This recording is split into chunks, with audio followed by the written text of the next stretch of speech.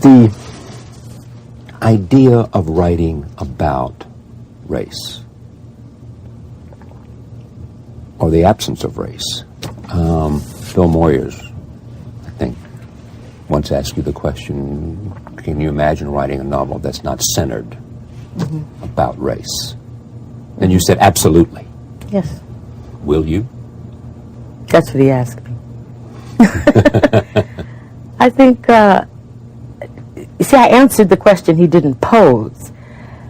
You know, Tolstoy writes about race. Yeah. All the time. So does Zola, so does James Joyce. Now, if anybody can go up to an imaginary James Joyce and say, you write about race all the time, it's central in your novels, when are you going to write about what? Because you see, the person who asks that question doesn't understand that he or she is also raced. So to ask me when am I going to stop, or when, if I can, is to ask a question that, in a sense, is its own answer. Yes, I can write about white people. White people can write about black people. Anything can happen in art. There are no boundaries there. Having to do it or having to prove that I can do it is what was embarrassing or insulting. In this book, I did. It was insulting that people, help me understand, what was insulting? The idea that you felt like you had to prove that you could write without... Yeah, the question was posed as though it were a desirable thing to do. Right. To write about white people or to write not about race. That's what that means to me. And that it was a difficult thing to do, a higher level of artistic endeavor, or it was more important, and that I was still writing about marginal people, and why don't I come into the mainstream? Aren't you importing too much into the question? Maybe. I think so. Well, what else could it be, Charlie? What does that mean? What does that question mean? You tell me if I'm making too much. I don't know. I mean, I don't know that I don't think it probably means, I didn't ask the question, so I don't think it probably means, but I don't think it had to do about you were marginalizing by not writing about. It only works if I can go to William Styron, well, maybe not William Styron because he has done it, somebody, major, white, and say, as a journalist. Can you write about black people? That's right. Can I say that? What kind of question is that to put to Ed Doctorow, who has done it, by the way? Sure.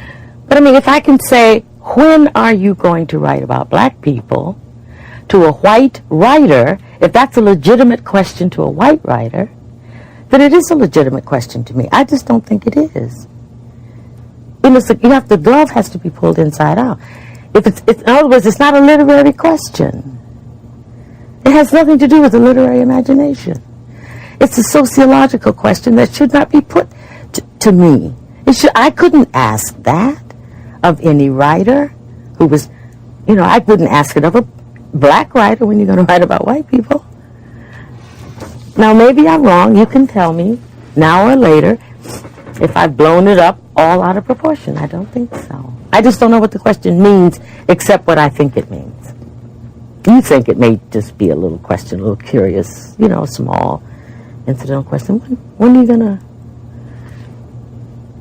Maybe I'm responding because I have had reviews in the past that have accused me of not writing about white people.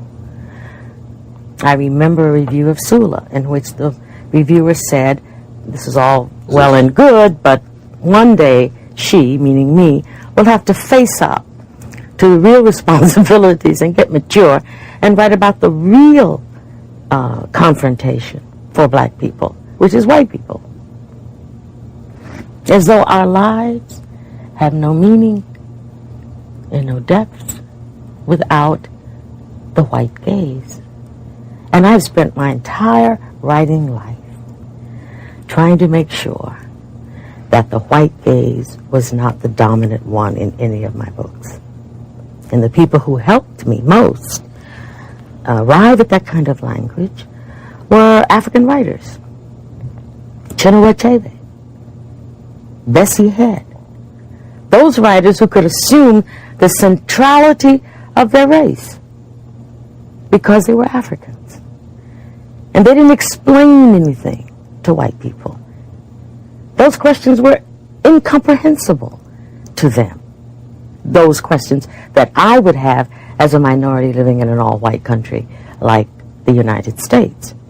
But when I read the poetry of César, or the poetry of Senghor, or the novels particularly, Things Fall Apart was more important to me than anything. Only because there was a language, there was a posture, there were the parameters.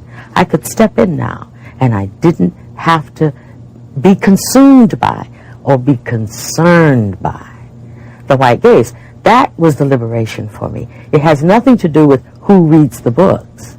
Everyone, I hope, of any race, any gender, any country. But my sovereignty and my authority as a racialized person had to be struck immediately with the very first book.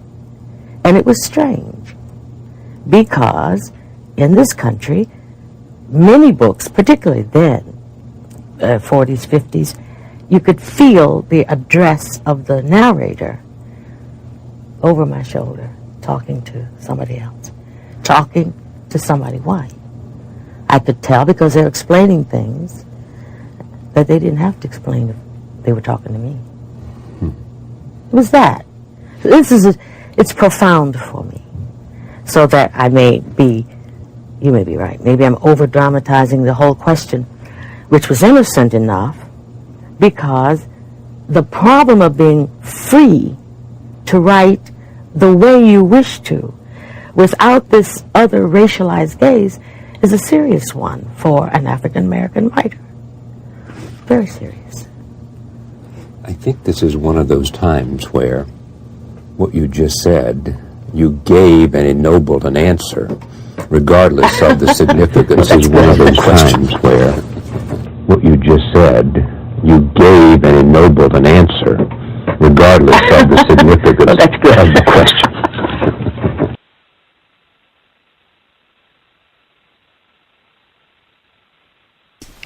Context of White Supremacy. Justice, Gus T Renegade, in for another program, hopefully to share constructive information on the system of white supremacy. Today's date would be Friday, July 27th, 2012, so I have been told. We will be back tomorrow, compensatory call-in. That would be Saturday, 9 p.m. Eastern, 6 p.m. Pacific. Dial in. Always good to hear from non-white people, especially younger non-white people. Very much in the vein of Dr. Marimba Ani. I think we really should be focusing more of our energies on younger folks. So, if you know some younger folks, see if you can get them to participate. When I say younger, ideally under 30. Be great under 20, but ideally under 30. But always good to hear from non-white people. Exchange views, system of racism, white supremacy. And as always, if you like the program, so what? If you do not like the program, so what? Replace the system of white supremacy with a system of justice. That is the objective.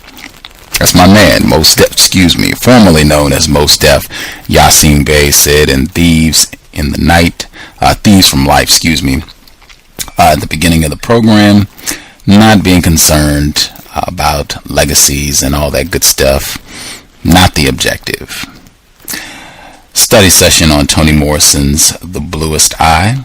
Beginning of the program, you heard Talib Kweli, Yasin Bey, and then into a segment from Charlie Rose, Suspected Racist, his interview with Toni Morrison, which is quite interesting. There are a couple points Even in the segment that you heard where he's saying that, oh, you're reading too much into the question, some white critic asking her when she's going to do a book that's not about race, doesn't have race as a main theme, and she's responding to that question by saying you wouldn't go to a white person and ask them, well, when are you going to stop writing about white people and write something about black people? And he said, oh, you're Charlie Rose, the racist suspect. Oh, I think you're reading too much into that question, which he did not ask her, by the way. She was talking about a different critic, suspected racist. Anywho, I also thought it was significant in that segment. She was talking about the black authors that influenced her work and her perspective. And some of the folks that she mentioned, Achebe, His Things Fall Apart. I think a lot of people are familiar with that. Leopold Sedar Senghor, he's an African author. I don't know how many people are familiar with him. Aimé Césaire, also an African author. I don't know how many people are familiar with him. Those two, along with, there are, I believe, two others. I believe Frantz Fanon might be in that group. But they are credited with what is called negritude. This was a movement in the 1960s, 1970s, where a lot of artists, black people, were saying that they wanted to write from an African perspective. They didn't want to be concerned about what Morrison was calling the white gaze. They just wanted to do their own art, create from an African black perspective, and I find that all extremely ironic. The cowbell would be broken because Leopold Sedar Senghor married a white woman, as did some of the other. Frantz Fanon married a white woman. Just the irony never ends. Anywho, we will get right to it. This is the third installment, Bluest Eye study session.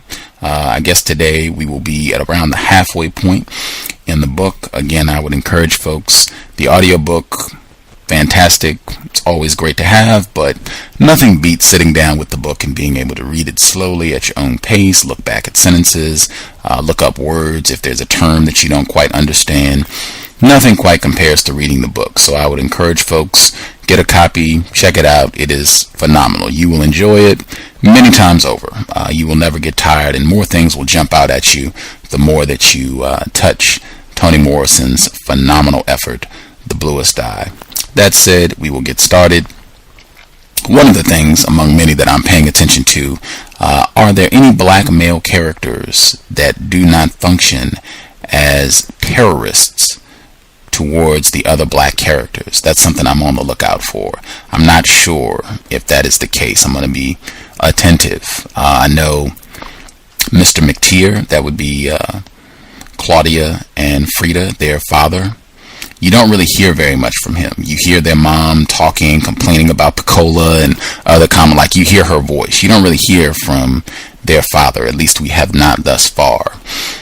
But just pay attention to that as we roll, and other things. I'll give out the number once we conclude. You will unfortunately have to endure me reading one page because there was some damage to the cassette that they copied this from, and so there was one page that I'll have to read on both sides. But other than that, we will have our first segment. Once we're done, I'll hit the phone lines and look forward to hearing commentary from listeners on what their thoughts are. Toni Morrison's The Bluest Eye. With that said, we will begin segment number 1.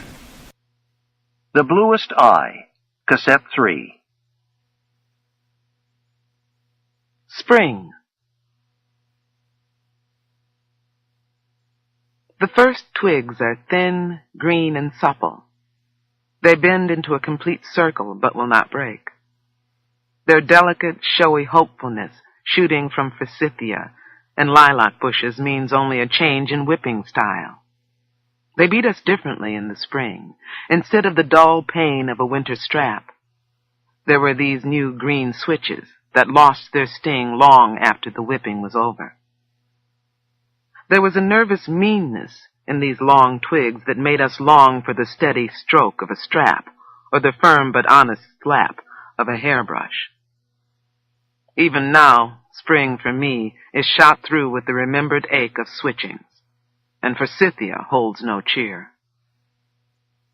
Sunk in the grass of an empty lot on a spring Saturday, I split the stems of milkweed and thought about ants and peach pits and death and where the world went when I closed my eyes. I must have lain long in the grass, for the shadow that was in front of me when I left the house had disappeared when I went back. I entered the house as the house was bursting with an uneasy quiet. Then I heard my mother singing something about trains in Arkansas. She came in the back door with some folded yellow curtains, which she piled on the kitchen table. I sat down on the floor to listen to the song's story and noticed how strangely she was behaving. She still had her hat on, and her shoes were dusty, as though she had been walking in deep dirt. She put on some water to boil, and then swept the porch. Then she hauled out the curtain stretcher, but instead of putting the damp curtains on it, she swept the porch again, all the time singing about trains in Arkansas. When she finished, I went to look for Frida.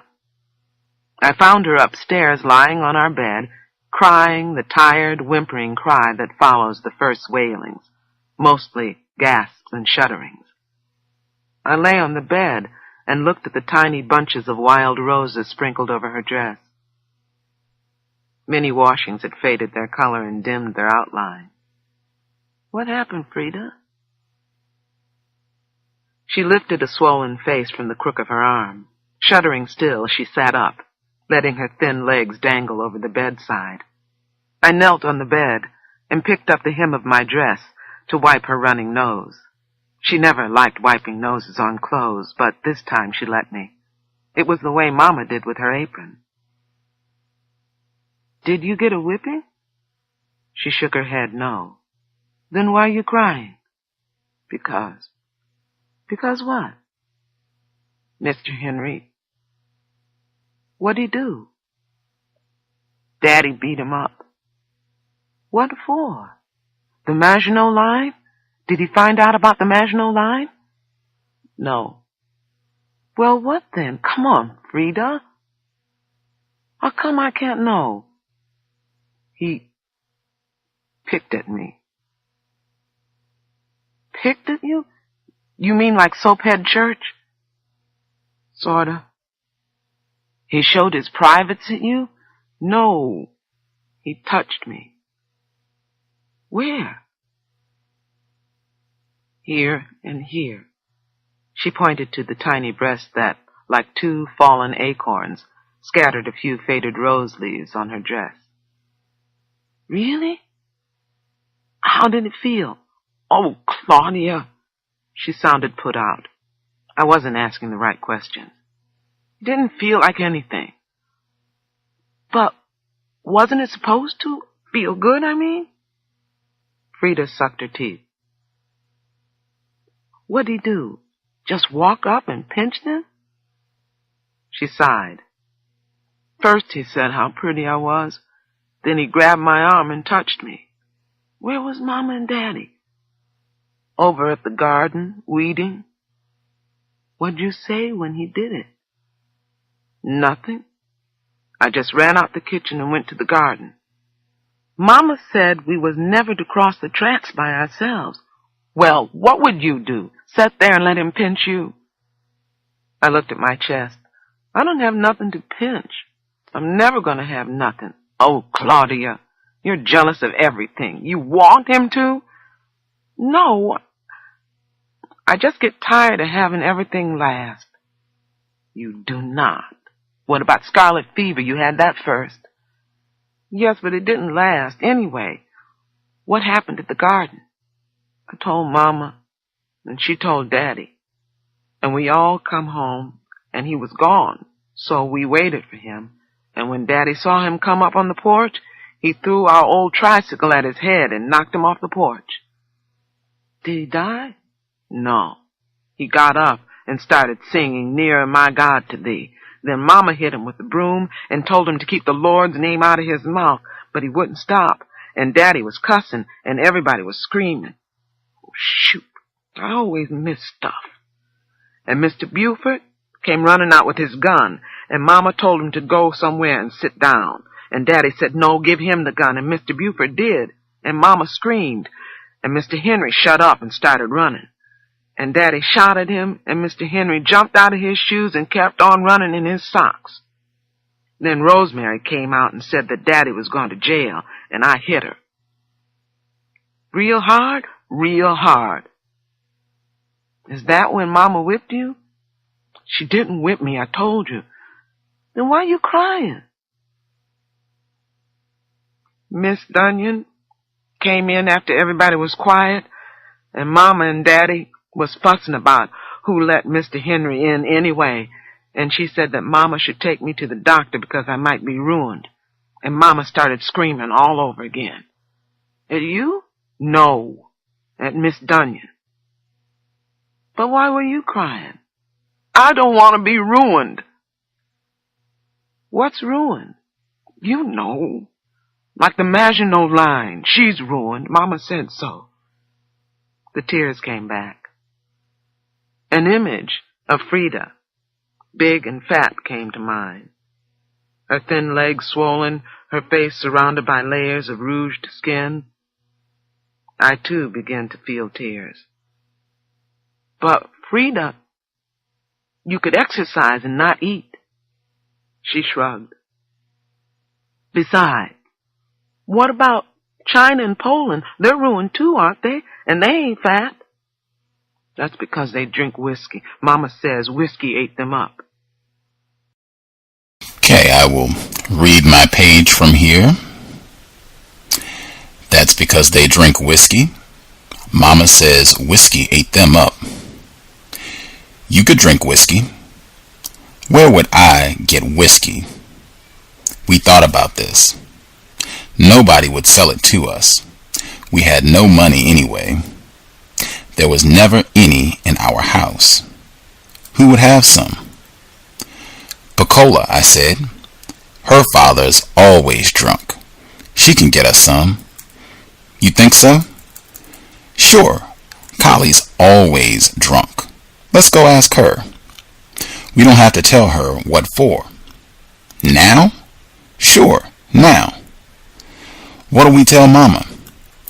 Nothing. Let's just go out the back, one at a time, so she won't notice. Okay, you go first, Claudia. We opened the fence gate at the bottom of the backyard and ran down the alley. Piccola lived on the other side of Broadway. We had never been in her house, but we knew where it was. A 2-story gray building that had been a store downstairs and had an apartment upstairs. Nobody answered our knock on the front door, so we walked around to the side door.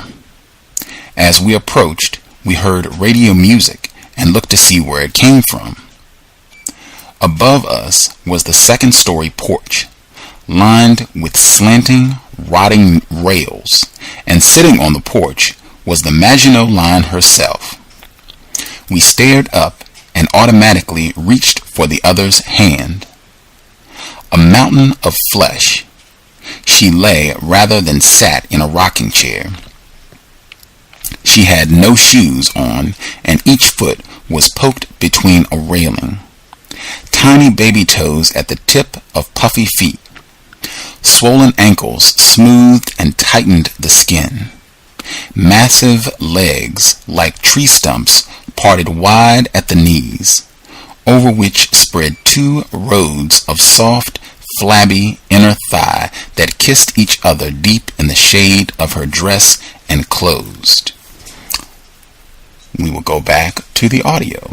A dark brown root beer bottle, like a burned limb, grew out of her dimpled hand. She looked at us down through the porch railings and emitted a low, long belch. Her eyes were as clean as rain, and again I remembered the waterfall. Neither of us could speak. Both of us imagined we were seeing what was to become of Frida. The Maginot Line smiled at us. You all looking for somebody? I had to pull my tongue from the roof of my mouth to say, Piccola, she live here? Uh-huh. But she ain't here now. She gone to her mama's workplace to get the wash. Yes, ma'am. She coming back? Uh-huh. She got to hang up the clothes before the sun goes down. Oh, you can wait for her. Want to come up here and wait? We exchanged glances. I looked back up at the broad cinnamon roads that met in the shadow of her dress. Frida said, No, ma'am. Well, the Maginot line seemed interested in our problem. You can go to her mama's workplace, but it's way over by the lake. Where by the lake? That big white house with the wheelbarrow full of flowers. It was a house that we knew, having admired the large white wheelbarrow tilted down on spoked wheels and planted with seasonal flowers. Ain't that too far for y'all to go walking? Frida scratched her knee. Why don't you wait for her? You can come up here. Want some pop? Those rain-soaked eyes lit up, and her smile was full, not like the pinched and holding back smile of other grown-ups.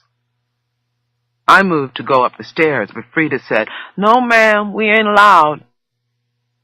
I was amazed at her courage and frightened of her sassiness. The smile of the Maginot line slipped. Ain't allowed? No? Ain't allowed to what? Go in your house? Is that right? The waterfalls were still. I'll come. My mama said so. My mama said you ruined. The waterfalls began to run again. She put the root beer bottle to her lips and drank it empty. With a graceful movement of the wrist, a gesture so quick and small we never really saw it, only remembered it afterward, she tossed the bottle over the rail at us. It split at our feet, and shards of brown glass dappled our legs before we could jump back. The Maginot line put a fat hand on one of the folds of her stomach and laughed. At first, just a deep humming with her mouth closed, then a larger, warmer sound, laughter at once beautiful and frightening.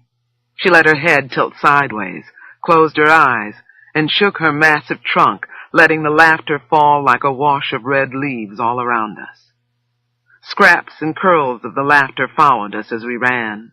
Our breath gave out at the same time our legs did. After we rested against a tree, our heads on crossed arms, I said, Let's go home. Frida was still angry, fighting, she believed, for her life. No, we got to get it now. We can't go all the way to the lake. Yes, we can. Come on. Mama gonna get us. No, she ain't. Besides, she can't do nothing but whip us. That was true. She wouldn't kill us, or laugh a terrible laugh at us, or throw a bottle at us. We walked down tree-lined streets of soft gray houses leaning like tired ladies. The streets changed. Houses looked more sturdy. Their paint was newer, porch posts straighter, yards deeper. Then came brick houses, set well back from the street, fronted by yards edged in shrubbery, clipped into smooth cones and balls of velvet green. The lakefront houses were the loveliest. Garden furniture, ornaments, windows like shiny eyeglasses, and no sign of life. The backyards of these houses fell away in green slopes down to a strip of sand, and then the blue Lake Erie, lapping all the way to Canada. The orange-patched sky of the steel mill section never reached this part of town. This sky was always blue. We reached Lakeshore Park, a city park lit up with rosebuds, fountains, bowling greens, picnic tables. It was empty now, but sweetly expectant of clean, white, well-behaved children and parents who would play there above the lake in summer before half-running, half-stumbling down the slope to the welcoming water. Black people were not allowed in the park, so it filled our dreams. Right before the entrance of the park was a large white house with a wheelbarrow full of flowers. Short crocus blades sheathed the purple and white hearts that so wished to be first they endured the chill and rain of early spring. The walkway was flagged in calculated disorder. hiding the cunning symmetry. Only fear of discovery and the knowledge that we did not belong kept us from loitering. We circled the proud house and went to the back. There, on the tiny railed stoop, sat Piccola, in a light red sweater and blue cotton dress. A little wagon was parked near her. She seemed glad to see us. "Hi." "Hi. What you all doing here?"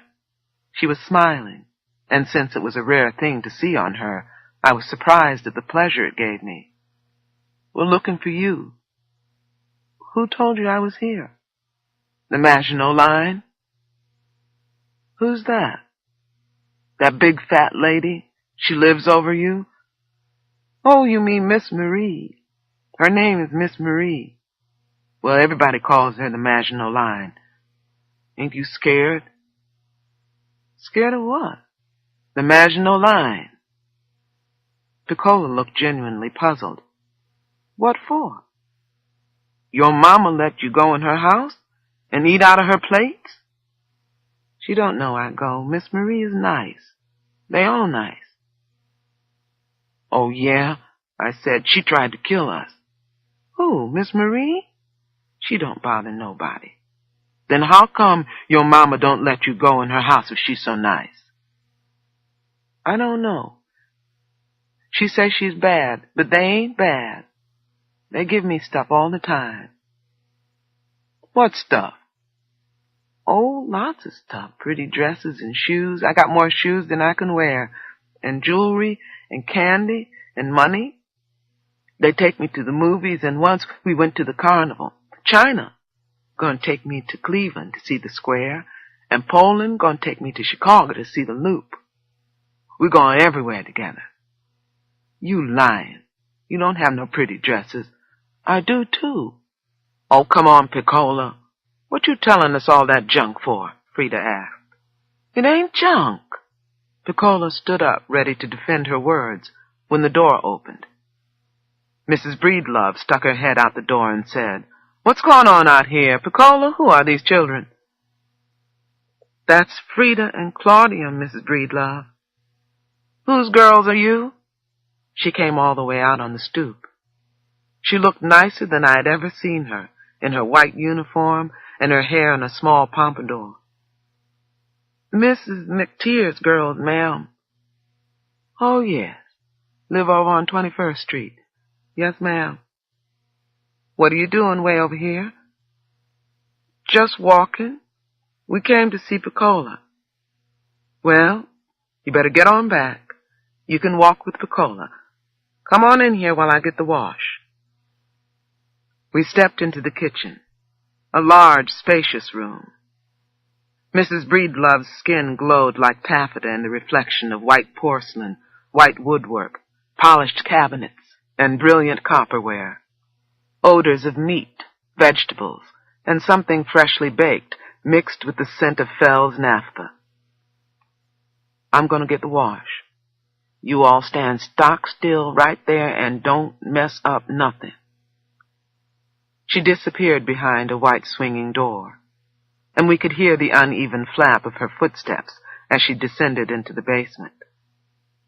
Another door opened, and in walked a little girl, smaller and younger than all of us. She wore a pink sunback dress and pink fluffy bedroom slippers with 2 bunny ears pointing up from the tips. Her hair was corn yellow and bound in a thick ribbon. When she saw us, fear danced across her face for a second. She looked anxiously around the kitchen. "Where's Polly?" she asked. The familiar violence rose in me, her calling Mrs. Breedlove Polly, when even Piccola called her mother Mrs. Breedlove, seemed reason enough to scratch her.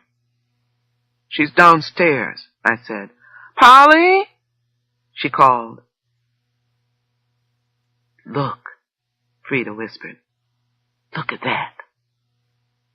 On the counter near the stove, in a silvery pan, was a deep-dish berry cobbler, the purple juice bursting here and there through crust. We moved closer. "It's still hot," Frida said. Piccola stretched her hand to touch the pan lightly to see if it was hot.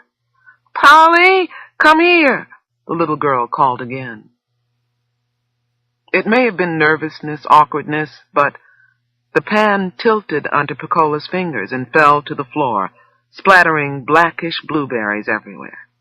Most of the juice splashed on Piccola's legs, and the burn must have been painful, for she cried out and began hopping about just as Mrs. Breedlove entered with a tightly packed laundry bag.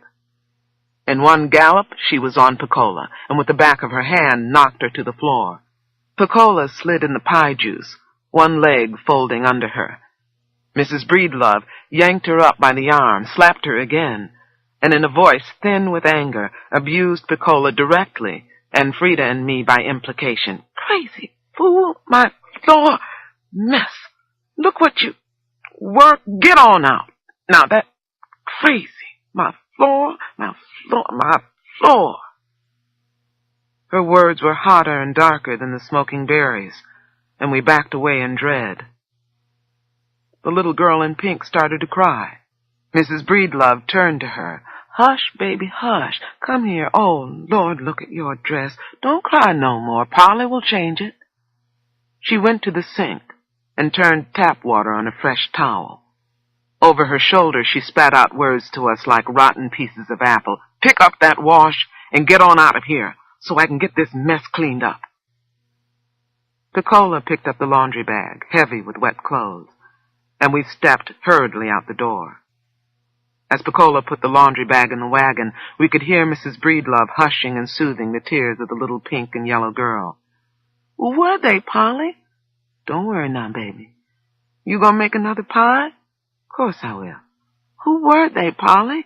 Hush, don't worry none, she whispered, and the honey in her words complemented the sundown spilling on the lake. See Mother. Mother is very nice. Mother, will you play with Jane? Mother laughs. Laugh, Mother, laugh, laugh. The easiest thing to do would be to build a case out of her foot. That is what she herself did. But to find out the truth about how dreams die, one should never take the word of the dreamer. The end of her lovely beginning was probably the cavity in one of her front teeth. She preferred, however, to think always of her foot. Although she was the 9th of 11 children and lived on a ridge of red Alabama clay 7 miles from the nearest road, the complete indifference with which a rusty nail was met when it punched clear through her foot during her 2nd year of life saved Pauline Williams from total anonymity. The wound left her with a crooked, archless foot that flopped when she walked, not a limp that would have eventually twisted her spine, but a way of lifting the bad foot as though she were extracting it from little whirlpools that threatened to pull it under. Slight as it was, the deformity explained for her many things that would have been otherwise incomprehensible. Why she alone of all the children had no nickname, why there were no funny jokes and anecdotes about funny things she had done, why no one ever remarked on her food preferences, no saving of the wing or neck for her, no cooking of the peas in a separate pot without rice because she didn't like rice, why nobody teased her, why she never felt at home anywhere, or that she belonged any place. Her general feeling of separateness and unworthiness she blamed on her foot. Restricted as a child to this cocoon of her family's spinning, she cultivated quiet and private pleasures. She liked, most of all, to arrange things, to line things up in rows, jars on shelves at canning, peach pits on the step, sticks, stones, leaves, and the members of her family let these arrangements be. When by some accident somebody scattered her rows, they always stopped to retrieve them for her, and she was never angry, for it gave her a chance to rearrange them again. Whatever portable plurality she found, she organized into neat lines, according to their size, shape, or gradations of color, just as she would never align a pine needle with the leaf of a cottonwood tree. She would never put the jars of tomatoes next to the green beans. During all of her 4 years of going to school, she was enchanted by numbers and depressed by words. She missed, without knowing what she missed, paints and crayons. Near the beginning of World War I, the Williamses discovered, from returning neighbors and kin, the possibility of living better in another place. In shifts, lots, batches, mixed in with other families, they migrated in 6 months and 4 journeys to Kentucky, where there were mines and millwork. When all us left from down home and was waiting down by the depot for the truck, it was nighttime. June bugs was shooting everywhere. They lighted up a tree leaf, and I seen a streak of green every now and again. That was the last time I seen real June bugs. These things up here ain't June bugs. They's something else. Folks here call 'em fireflies. Down home they was different. But I recollect that streak of green. I recollect it well. In Kentucky, they lived in a real town, 10 to 15 houses on a single street, with water piped right into the kitchen. Ada and Fowler Williams found a 5-room frame house for their family. The yard was bound by a once white fence against which Pauline's mother planted flowers and within which they kept a few chickens. Some of her brothers joined the army. One sister died, and 2 got married, increasing the living space and giving the entire Kentucky venture a feel of luxury. The relocation was especially comfortable to Pauline, who was old enough to leave school. Mrs. Williams got a job cleaning and cooking for a white minister on the other side of town, and Pauline, now the oldest girl at home, took over the care of the house. She kept the fence in repair, pulling the pointed stakes erect, securing them with bits of wire, collected eggs, swept, cooked, washed, and minded the 2 younger children, a pair of twins called Chicken and Pie, who were still in school. She was not only good at housekeeping, she enjoyed it. After her parents left for work and the other children were at school or in mines, the house was quiet. The stillness and isolation both calmed and energized her. She could arrange and clean without interruption until 2 o'clock, when Chicken and Pie came home. When the war ended and the twins were 10 years old, they too left school to work. Pauline was 15. Still keeping house, but with less enthusiasm. Fantasies about men and love and touching were drawing her mind and hands away from her work. Changes in weather began to affect her, as did certain sights and sounds. These feelings translated themselves to her in extreme melancholy. She thought of the death of newborn things, lonely roads, and strangers who appear out of nowhere simply to hold one's hand. Woods in which the sun was always setting. In church especially did these dreams grow. The songs caressed her, and while she tried to hold her mind on the wages of sin, her body trembled for redemption, salvation, a mysterious rebirth that would simply happen with no effort on her part. In none of her fantasies was she ever aggressive.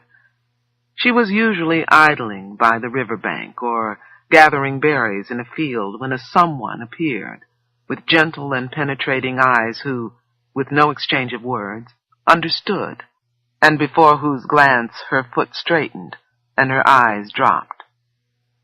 The someone had no face, no form, no voice, no odor. He was a simple presence, an all-embracing tenderness with strength and a promise of rest. It did not matter that she had no idea of what to do or say to the presence. After the wordless knowing and the soundless touching, her dreams disintegrated. But the presence would know what to do. She had only to lay her head on his chest, and he would lead her away to the sea, to the city, to the woods, forever. There was a woman named Ivy, who seemed to hold in her mouth all the sounds of Pauline's soul. Standing a little apart from the choir, Ivy sang the dark sweetness that Pauline could not name. She sang the death-defying death that Pauline yearned for. She sang of the stranger who knew. Precious Lord, take my hand, lead me on, let me stand. I am tired, I am weak, I am worn. Through the storms, through the night, lead me on to the light. Take my hand, precious Lord, lead me on. When my way grows drear, precious Lord, linger near. When my life is almost gone, hear my cry, hear my call, hold my hand, lest I fall. Take my hand, precious Lord, lead me on. Thus it was that when the stranger, the someone, did appear out of nowhere, Pauline was grateful but not surprised. He came, strutting right out of a Kentucky sun on the hottest day of the year. He came big, he came strong, he came with yellow eyes, flaring nostrils, and he came with his own music. Pauline was leaning idly on the fence, her arms resting on the cross rail between the pickets. She had just put down some biscuit dough and was cleaning the flour from under her nails. Behind her, at some distance, she heard whistling. One of those rapid, high-note riffs that black boys make up as they go while sweeping, shoveling, or just walking along. A kind of city street music where laughter belies anxiety, and joy is as short and straight as the blade of a pocket knife. She listened carefully to the music and let it pull her lips into a smile. The whistling got louder, and still she did not turn around, for she wanted it to last. While smiling to herself and holding fast to the break in somber thoughts, she felt something tickling her foot. She laughed aloud and turned to see. The whistler was bending down, tickling her broken foot and kissing her leg. She could not stop her laughter, not until he looked up at her, and she saw the Kentucky sun drenching the yellow, heavy-lidded eyes of Charlie Breedlove. When I first seed Charlie, I want you to know it was like all the bits of color from that time down home when all us children went berry picking after a funeral, and I put some in the pocket of my Sunday dress, and they smashed up and stained my hips. My whole dress was messed with purple, and it never did wash out. Not the dress nor me. I could feel that purple deep inside me, and that lemonade Mama used to make when Pap came in out the fields, it'd be cool and yellowish, with seeds floating near the bottom, and that streak of green them June bugs made on the trees the night we left from down home. All them colors within me, just sitting there. So when Charlie come up and tickled my foot, it was like them berries, that lemonade, them streaks of green the June bugs made all come together. Charlie was thin then, with real light eyes. He used to whistle, and when I heard him, shivers come on my skin. This ends side 1 of cassette 3. Please turn the cassette over and start side 2 at the same point. Context of White Supremacy. I was thinking that was so fortunate that the damaged part of the tape was not the portion with the singing. Gus T Renegade, not noted for his singing voice. The number to dial in is 760-569-7676. The code is 564943 pound *6.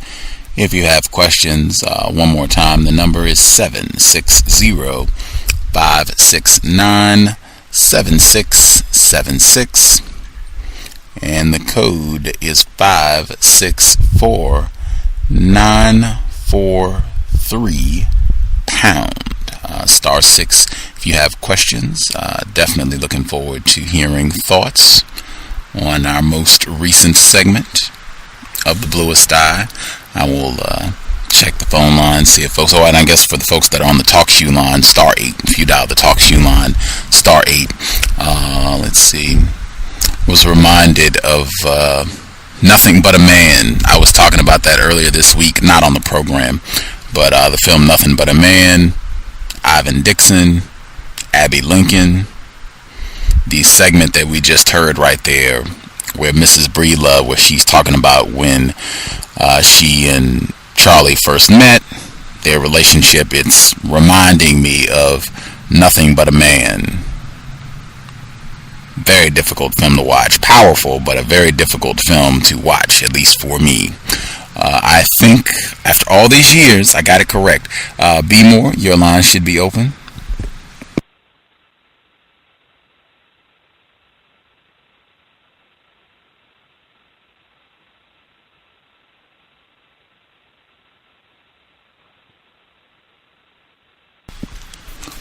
(5407). Are you there? 5407.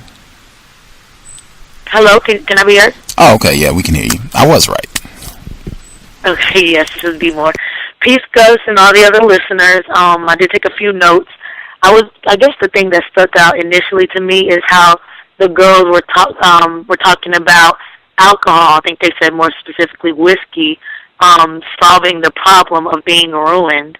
That stood out to me because, I mean, under the system of white supremacy, a lot of our people, a lot of non-white people use alcoholism as a coping mechanism. So that really stuck out to me, the fact that they thought that whiskey could solve the problem of being ruined. What else did I write? Another note that I wrote is the whole adoration to the little white girl. I thought about The Help, when the non-white children dropped the pie or whatever, and the little white girl started to cry. Here she is scolding the black children, of course in front of the little white girl, but talking all sweet and all that to the little white girl. So those two things stuck out. And the last thing that stuck out to me was the fact that they were talking about how Mrs. Breedlove, Polly, how she was classifying and separating things and not mixing them. I think they were talking about vegetables, how she didn't mix the green beans. I'm going to just say with the corn. It wasn't corn, but that really stuck out to me as well. And that's all for now.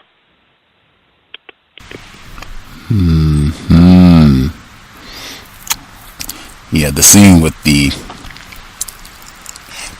pie is quite difficult. She writes, Toni Morrison's writing is so vivid. I feel like I'm watching this, but that scene is pretty difficult to read / listen to.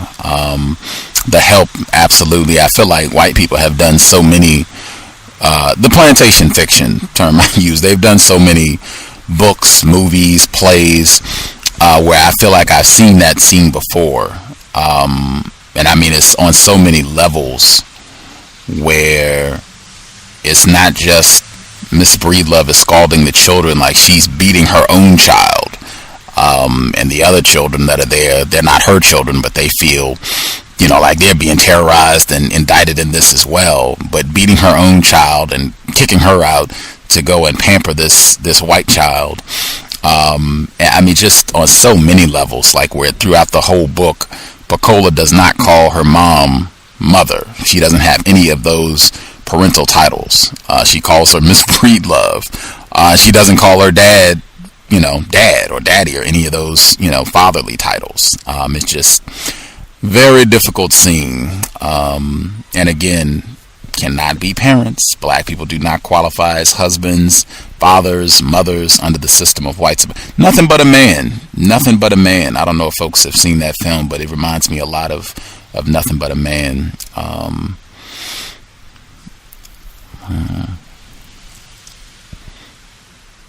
Let's see. to touch more on the title, that stuck out as well. I actually put a note about that.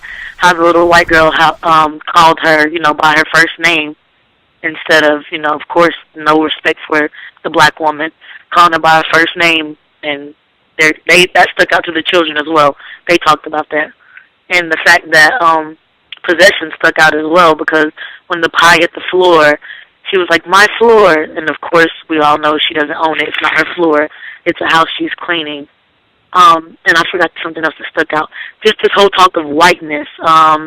They were saying the clean, white, well-behaved children as they were going from the black neighborhoods to the white neighborhoods, and how the scenery changed and how everything looked so nice. And even Miss Breedlove, they were saying how she looked nicer than they'd ever seen her. She had on her white uniform. Her skin glowed against the white porcelain and white woodwork and all this whiteness, all this talk of whiteness. That stuck out as well. Mm-hmm. Absolutely. Triumph 3000, your line is open as well.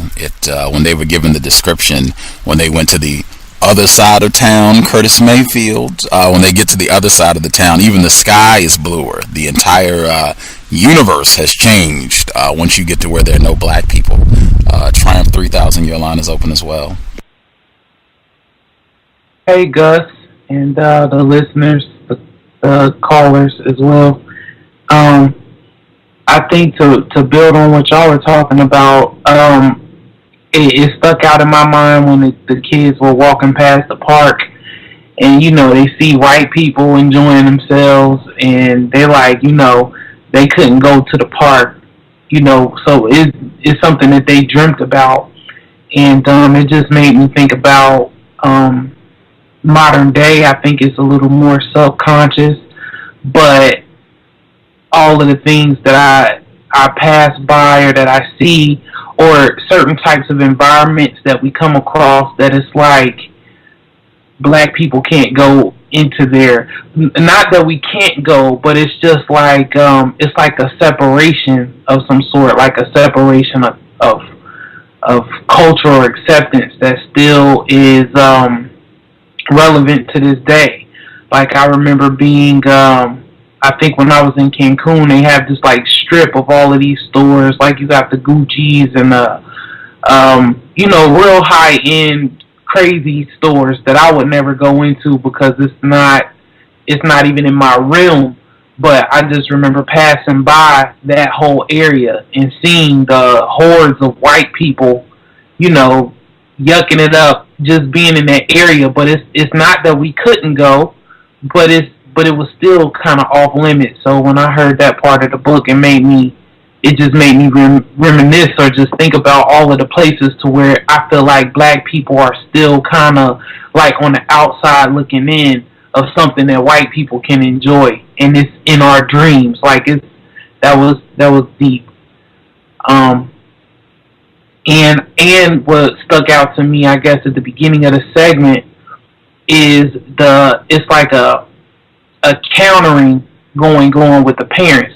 What the story made me think about is that I forget, I don't know if it's someone you had on the show, but he was talking about some ducks or some geese or something, where he had to save his daughter from these geese because all of the geese had like posseed up to come and defend a baby goose or something. I forget the story exactly, but the situation with the guy who had touched Frida's breast, you have a situation to where the parents come, both parents come, I think a neighbor is kind of like chiming in, everybody is coming to the defense, of this horrible thing that has happened. So I thought about that, like, that's an interesting element. But then I thought about how that's kind of countered, because they have this defense, they come together in defense, but they leave the children through lack of communication. They do damage to the children by not communicating what all of the defense and everything is about. So now you have your child, they in the room discussing, getting whiskey.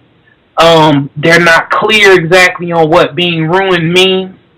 like it's just I thought it was a positive thing that they came together to do that, but then I feel like it's countered by, the lack of communication and the lack of, fully explaining to these children what took place. I thought that was interesting.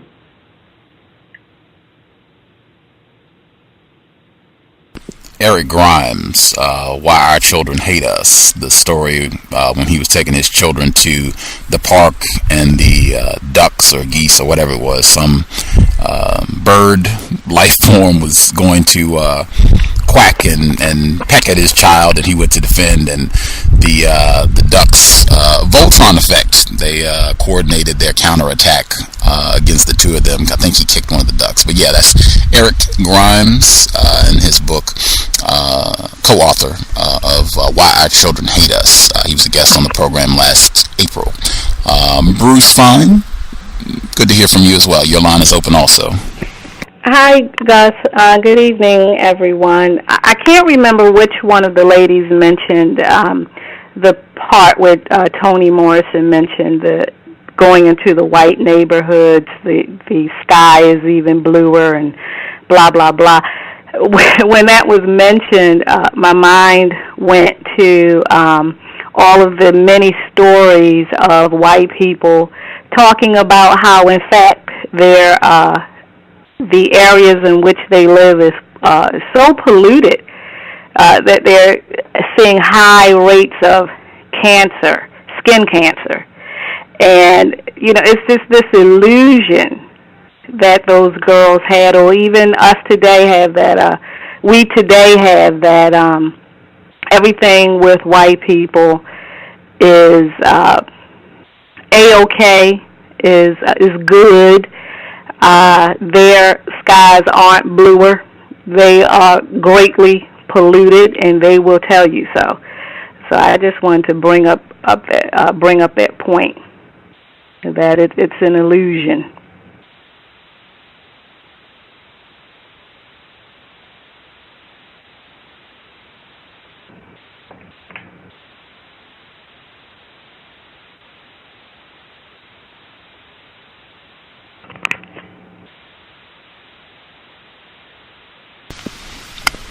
There's a bit of foreshadowing. Excellent point as well. Definitely an illusion.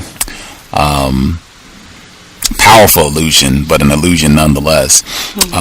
But a bit of foreshadowing at the very beginning of our segment from today, when Frida and Claudia, when they're talking about what happened, Frida's trying to figure out what's going on, and she says, well, who touched you? Was it soap, or how did he touch you? How did Mr. Henry touch you? Was it like Soaphead Church? And I don't think we've got to that character yet. So you already get some understanding that the children are familiar and that they know someone who, I guess, is known for molesting young children, which is important. It was a little quick, but like I said, a little bit of foreshadowing. We will hear more about Soaphead Church. I don't know if it'll come up today or down the road, but just keep that in the back of your head, that the children are already demonstrating that they have knowledge, that there are some non-white people, some black people in their area that they are familiar with who are apparently known for molesting children.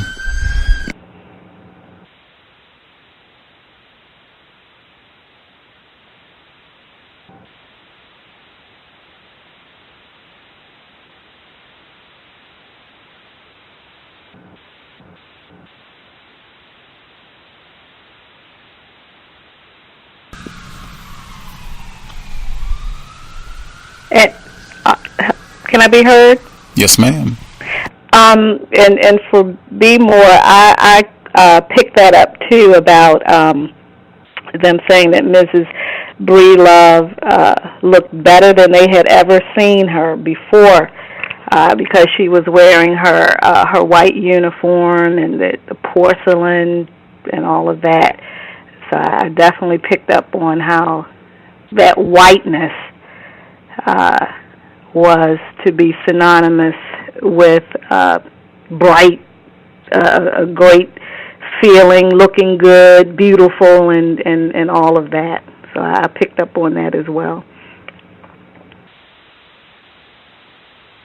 I picked up on how when they thought of where to go get the whiskey, I mean, Picola's dad just popped out. Like, he's always drunk. If we need whiskey, that is where we need to go. That was interesting. I mean, it makes me feel for Picola, because I mean, just your parents being known in your neighborhood like that, like amongst other children, like that's what your dad is known for. Is that's deep. Yeah, I picked up on that as well, and thinking about the statement that Gus made at the beginning of the program about how the males are portrayed in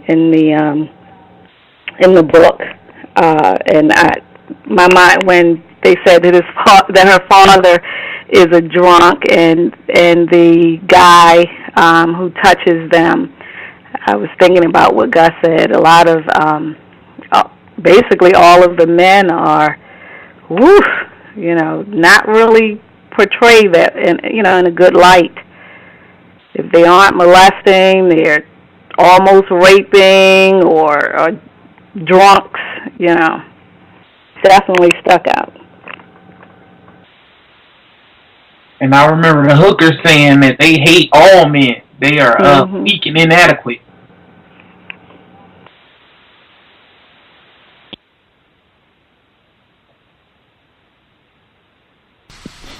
Speaking of the hookers, what do you all make of?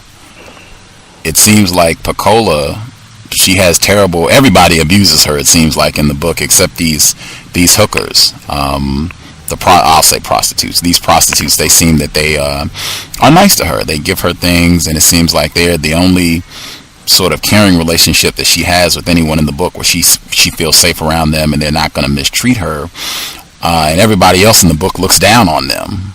Even the children, they have named this one prostitute, they reference her, and it seems other people in the town do too, the Maginot line, and Picola is like, well, that's not her name, that's Miss Marie. Why are you all calling her the Maginot line? And they're like, that's what everybody else calls her. We don't call her Miss Marie, we're calling her the Maginot line. What do you all make of the name and even the relationship between these prostitutes and Picola?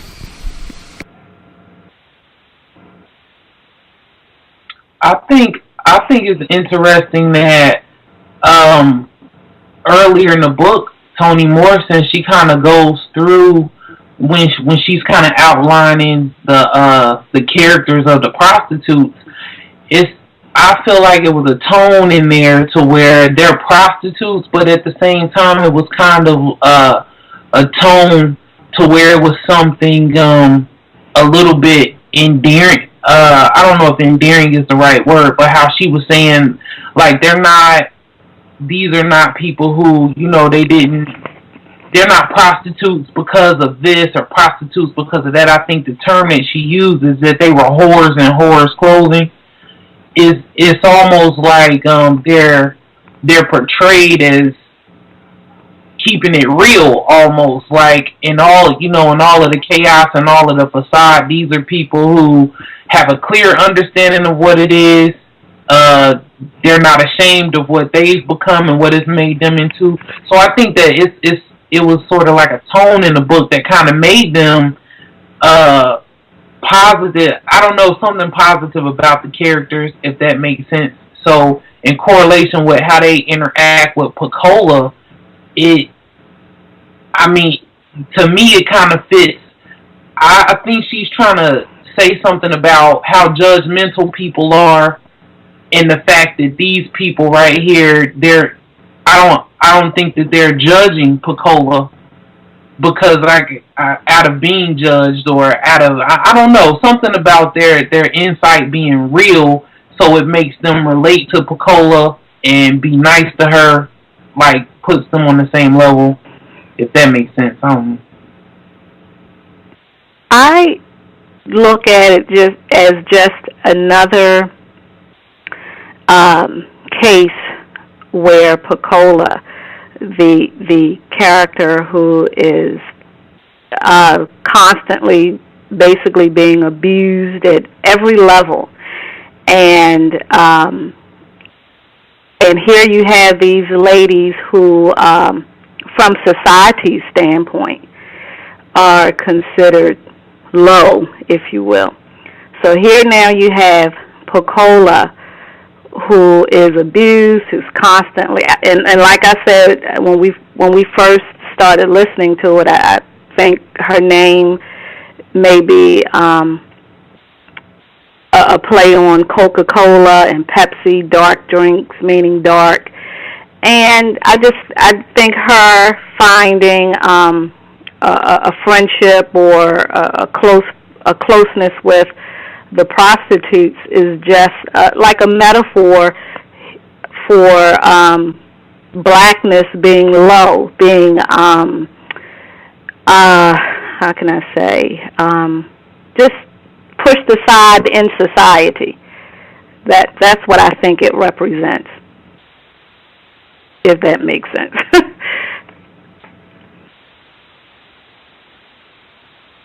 I agree. I just think Tacola, she has someone to relate to, just because of all the things she's endured and things like that.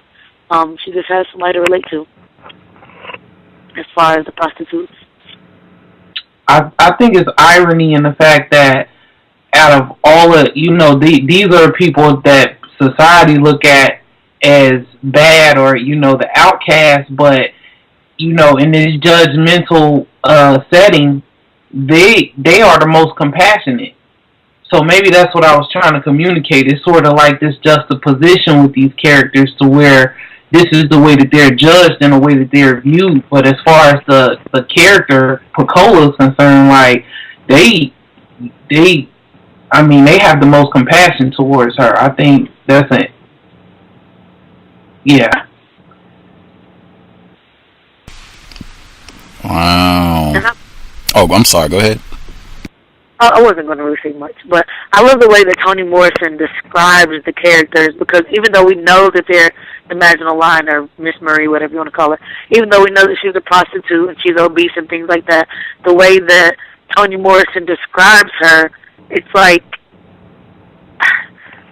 for lack of better words, it doesn't make it seem that bad. Like, the way she uses similes and metaphors to describe her, the fact that her thighs were kissing and stuff like that, like, I don't know, it's just, I don't know, the way she describes it doesn't make it seem that bad. I don't really know the words to use. And that's an additional, and I'm speaking simply from the standpoint of how society views black people, how society views prostitutes, how society views obese people. So not only are they prostitutes, but the one, Miss Marie, who gives her this and gives her that, is an obese lady. So again, here you have all of these negative elements from a societal standpoint. I'm not speaking of how they interact with her, but I'm speaking how society views black people, how society views prostitutes, how society views obese people, and it's all negative. And Toni brings all of this together, all of these elements together, and I think it's metaphoric.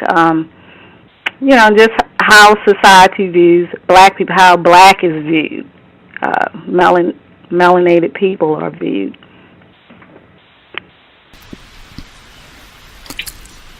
Just paying attention and oh, my bad. Go ahead. No, go ahead.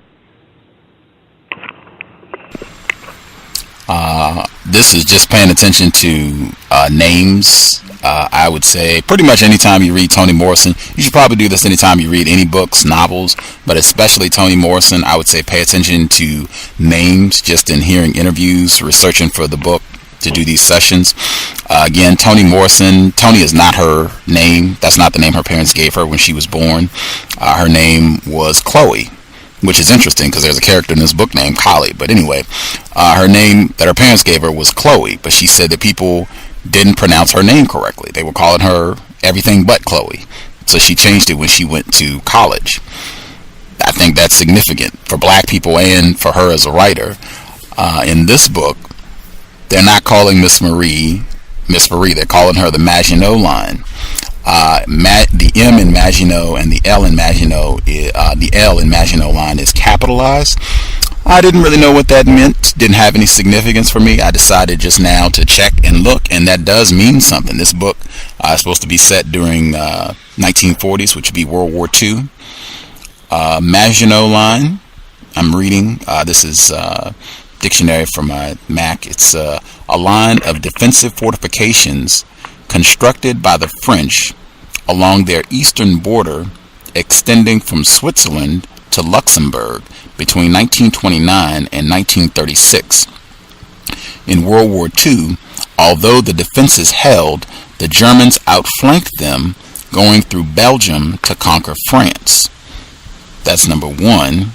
This has come on to take on significance on its own. Next definition as a noun, Maginot line, an impressive but often ineffectual means of protection or defense.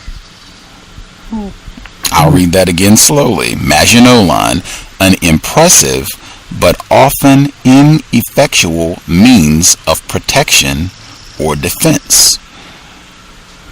They give an example using this in a sentence, how I'd use the second definition, how you use that in a sentence.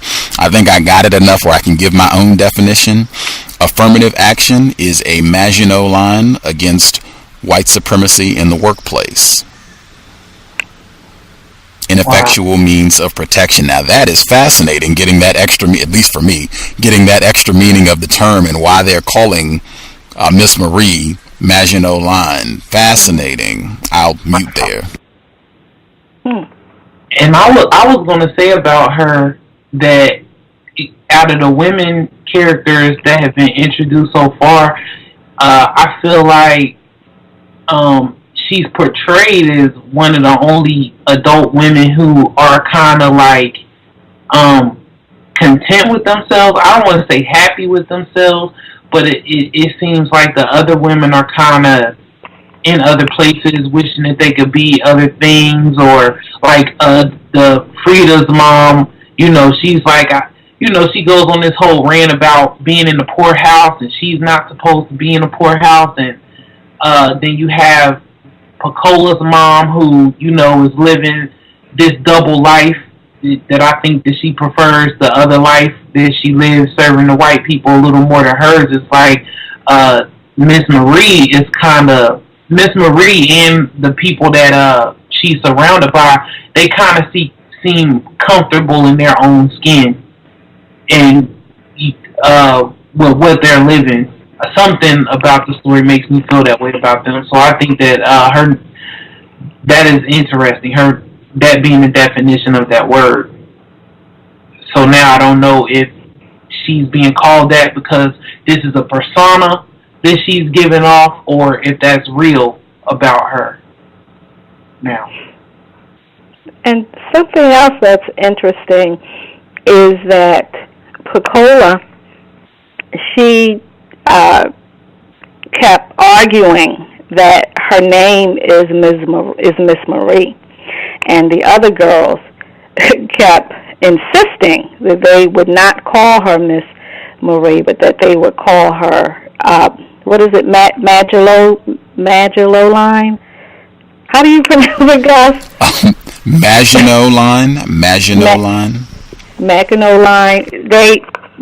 it makes me think about Mr. Fuller when he says we are males and females and not men and women. And I know a lot of black people, when you say that, they will insist, I am a man, I am a woman. We're like, no, you're not. And like Gus was saying, we attempt to be mothers, fathers, husbands, and wives. And so I just thought that was interesting that they were insisting that they would not call her Miss Marie. Thank you for that definition, Gus. I guess I can touch back on what I was initially saying, how the way that Toni Morrison was describing her, I couldn't find better words. It made it not seem so bad. Like, yes, she's black in this story where blacks are looked at, well, still, blacks are looked at negatively. She's obese and she's a prostitute.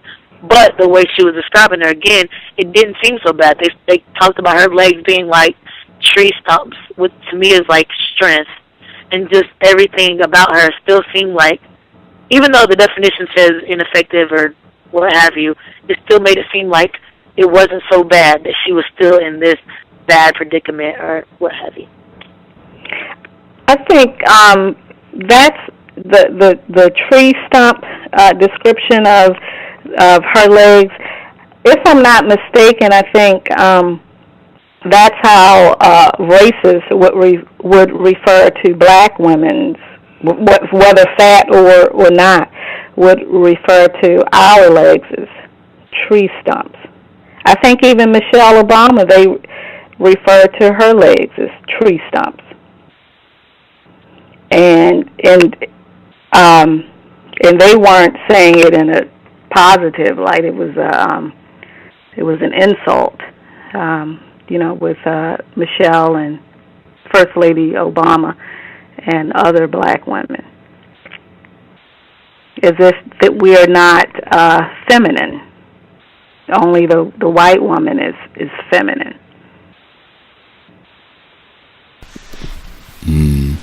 The symmetry, that's one thing I kind of pay attention to with good writers. There tends to be a symmetry to the writing. And when I say symmetry, just meaning you will see a consistency. The way the book starts at, you'll see, wow, I see how this matches up to where the book ends at. And I see that symmetry in Morrison's work.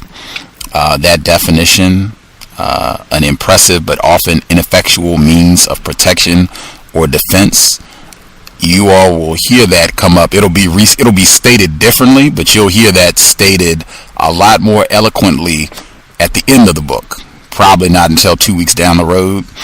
But you've already kind of heard it. I keep playing that song at the beginning, Thieves in the Night, because they've taken what I think is probably one of the most profound paragraphs I've ever read, and they just made it the hook, the refrain for their song. But the sentence that it begins with is, "And fantasy it was, for we were not strong, we were aggressive." I'm just leaving it right there. Not strong, only aggressive. And she's talking about the whole black people in the town. And I think you could apply it to black people under white supremacy worldwide. Not strong, only aggressive. There's a major difference between the two.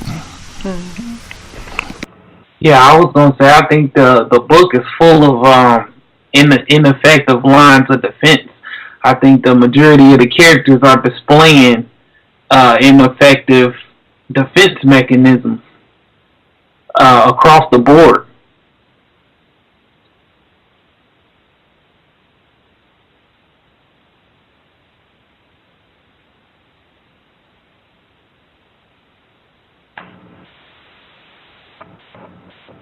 This is so good.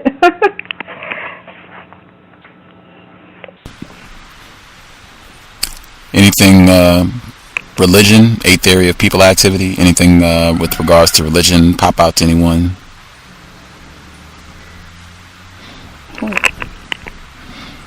Mr. Henry starts singing Nearer Thy God to Me when they find out he's been molesting their child, and oh, okay, yeah.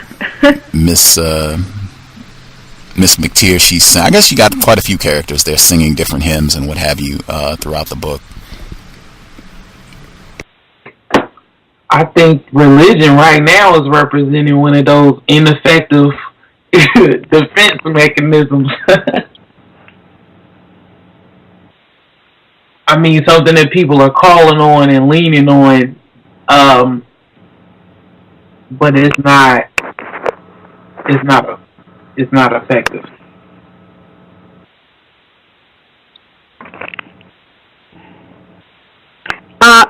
with the guy singing the hymn after finding out he's a molester, could that be like him,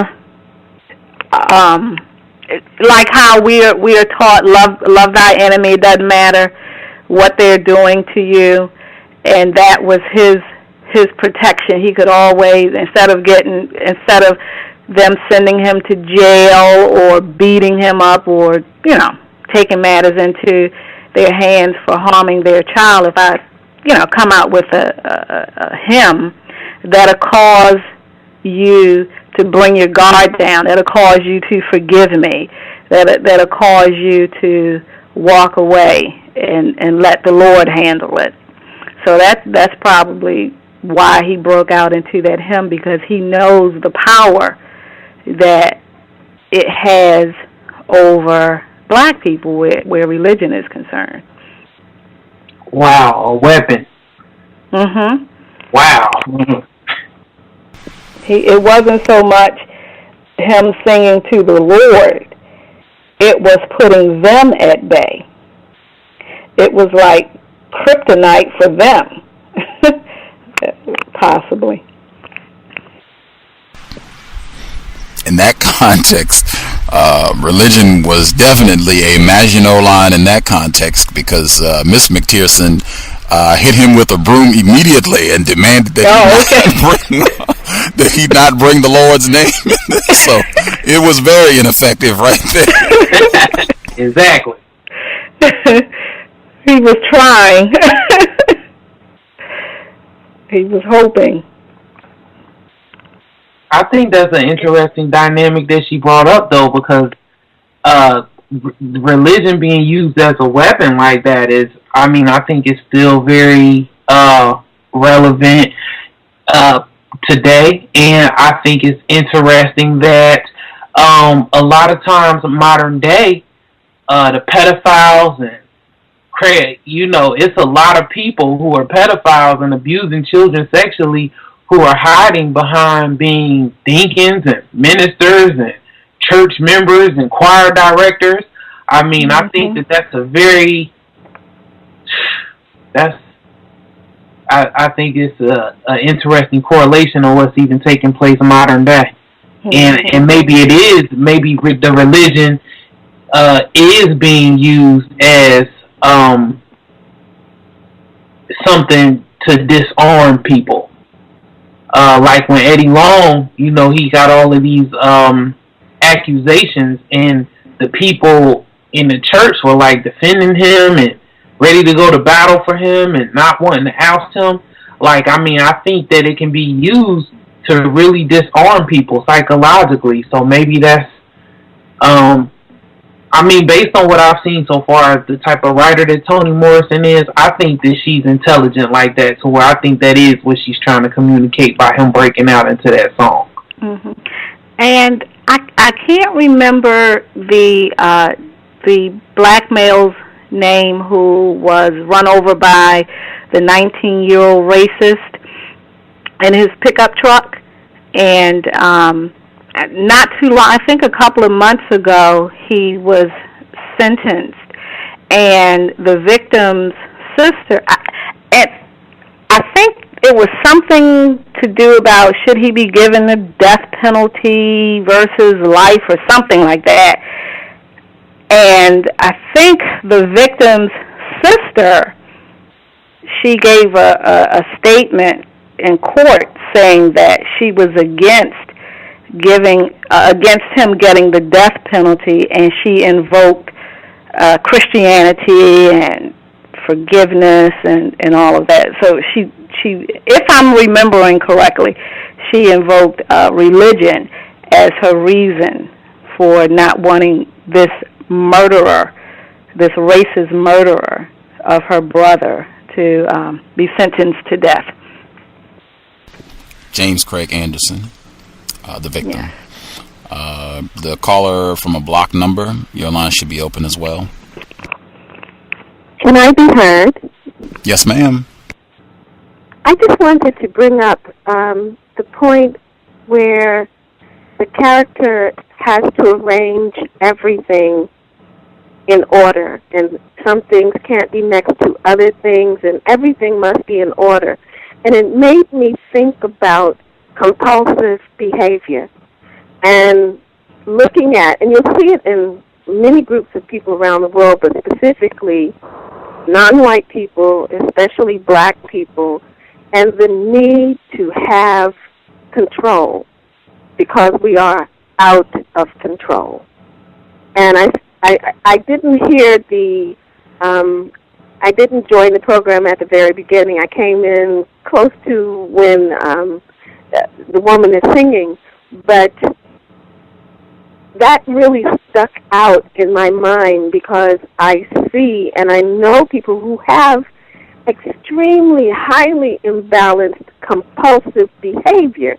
And when you look at them, they're out of control. Most of us that I know of, most black people have something. And it goes the extreme from one end to the other.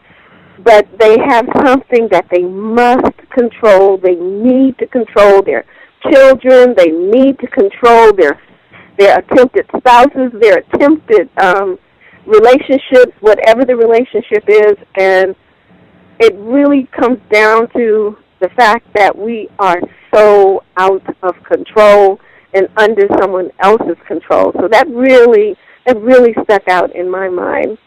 And I just wanted to, put that out there.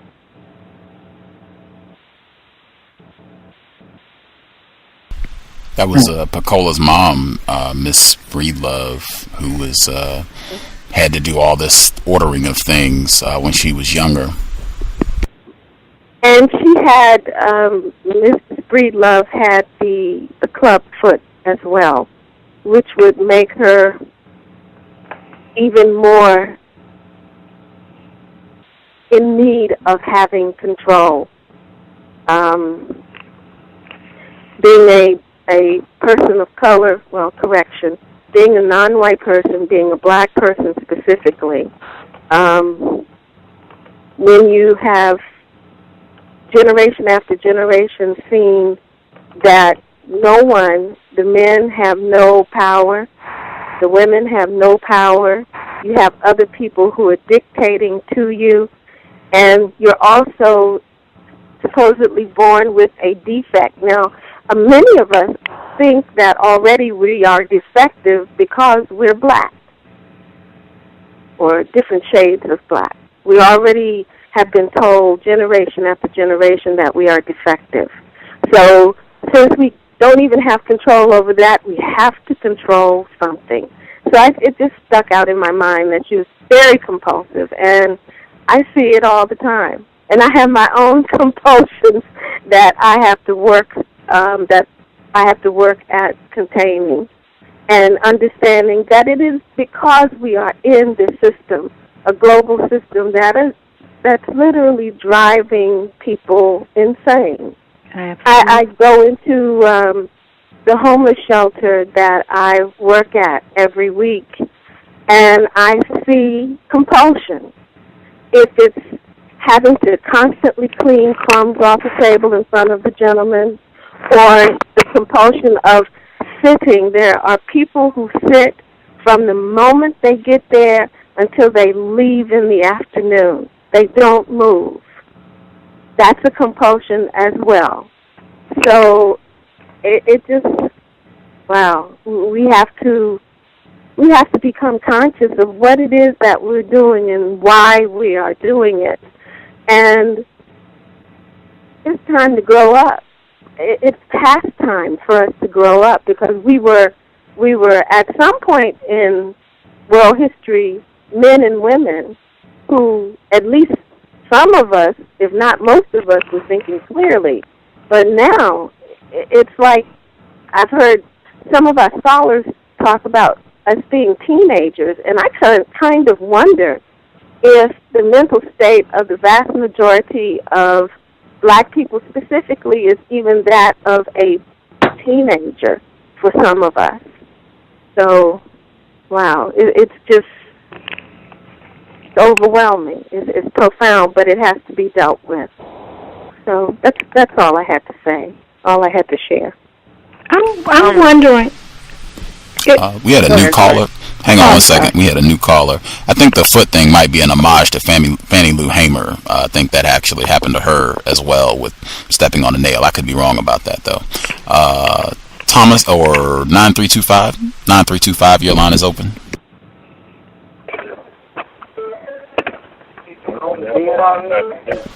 (9325) Did you have a question, comment? 9325.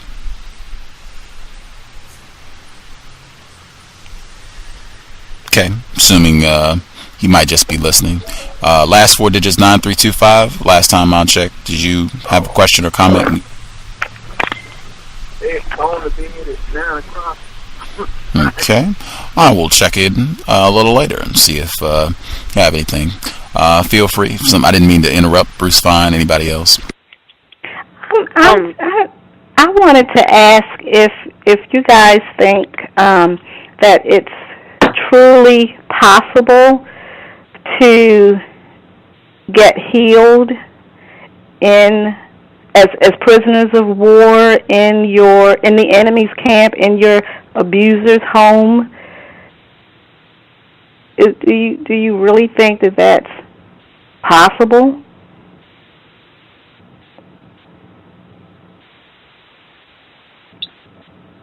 I think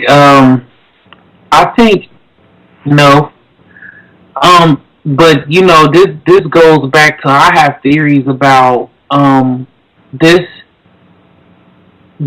situation that we're in. I look at it as a blood in, blood out situation.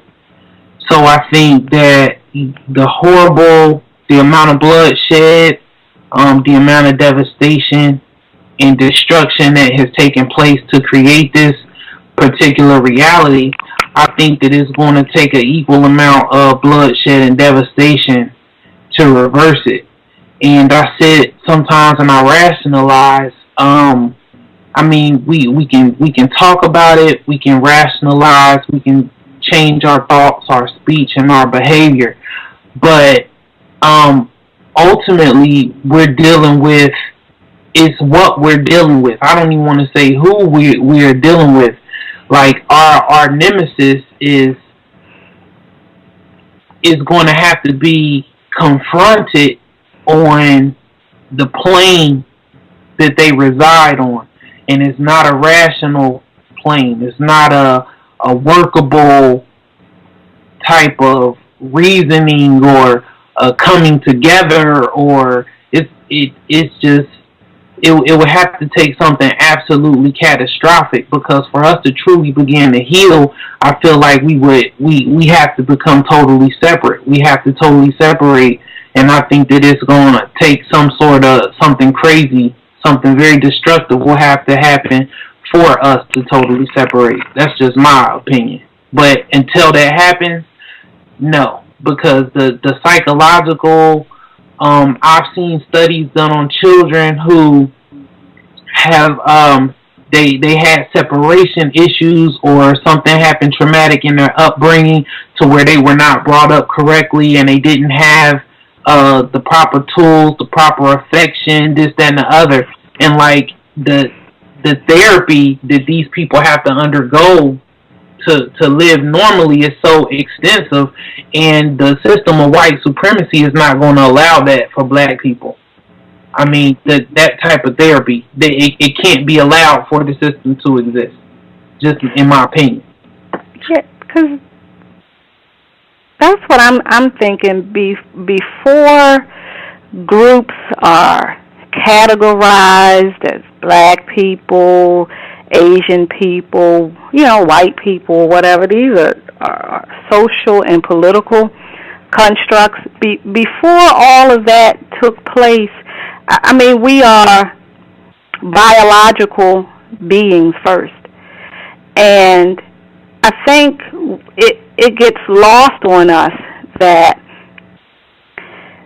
if a human being, a person, not a black person, not a white person, a person receives certain amount of consistent trauma,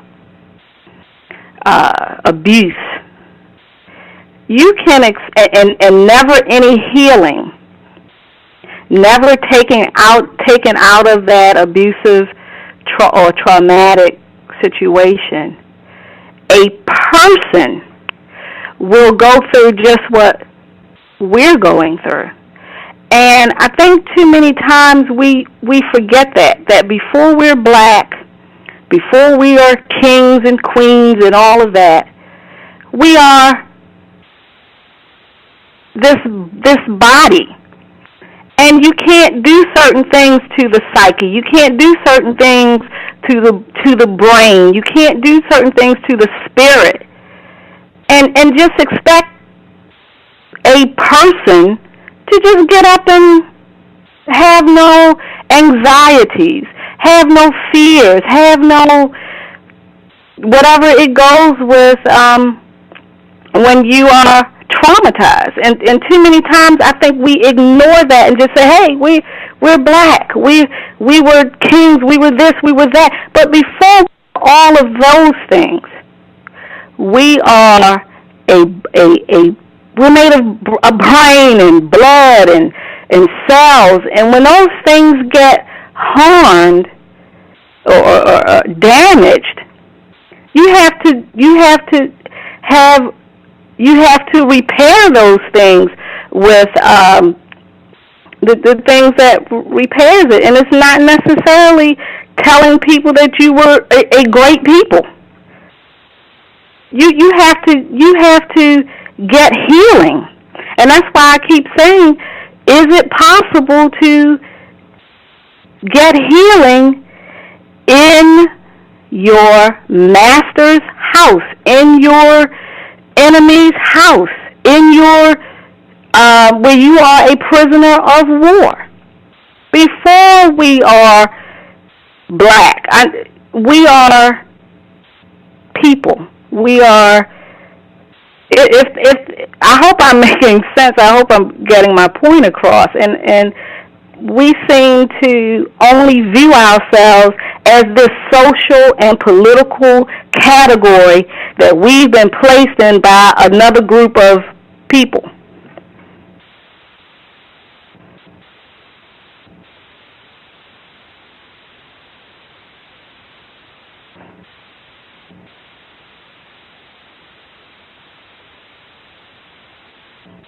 Well, I think it's interesting how you said that we're in someone else's house.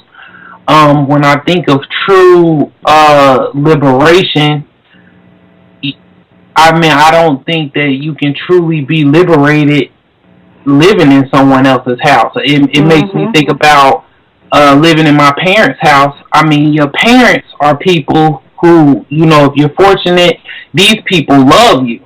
They love you and they care for you and they nurture you. But when you get to a certain point and you living in their house and you want equality and you want to call some shots and you want this and you want that, it becomes a problem. And these are your parents. They love you. It cannot, it's something that you're not going to be able to achieve while you're in their house. If you want liberation, you want to call shots, you want to be able to come and go, then you have to be able to step out into the world and get your own thing to control. I mean, and that's even with your parents that love you. So just put it into context.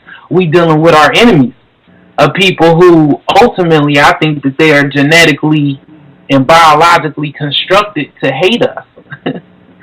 So but at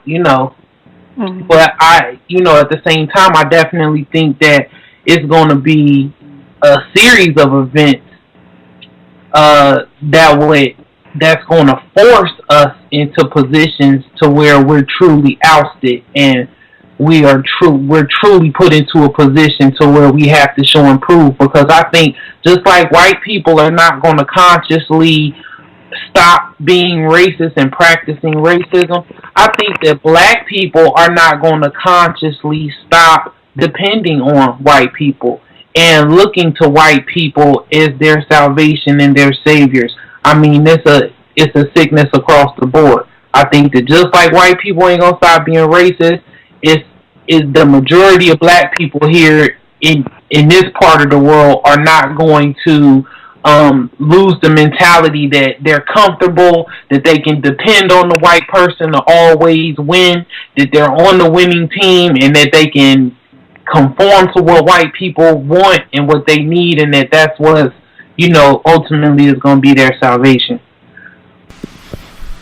Let's pause on our dialogue, make sure we have time to get the second portion of the audio book in, and then we'll resume the dialogue. I am going to have to read one page during this segment as well, but it won't come up until almost the very end, so we'll do that. I'll give out the number once the clip is done. Once again, Toni Morrison, The Bluest Eye. Excellent section. Pauline and Charlie loved each other. He seemed to relish her company, and even to enjoy her country ways and lack of knowledge about city things. He talked with her about her foot and asked, when they walked through the town or in the fields, if she was tired. Instead of ignoring her infirmity, pretending it was not there, he made it seem like something special and endearing.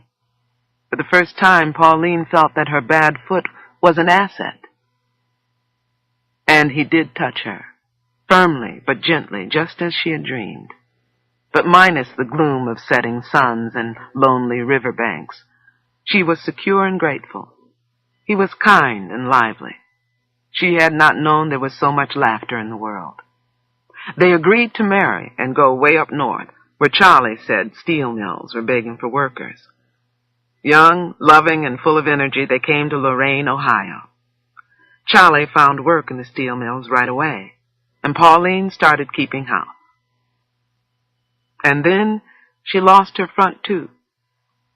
But there must have been a speck, a brown speck, easily mistaken for food, but which did not leave, which sat on the enamel for months and grew, until it cut into the surface, and then to the brown putty underneath, finally eating away to the root, but avoiding the nerves, so its presence was not noticeable or uncomfortable. Then the weakened roots, having grown accustomed to the poison, responded one day to severe pressure, and the tooth fell free, leaving a ragged stump behind.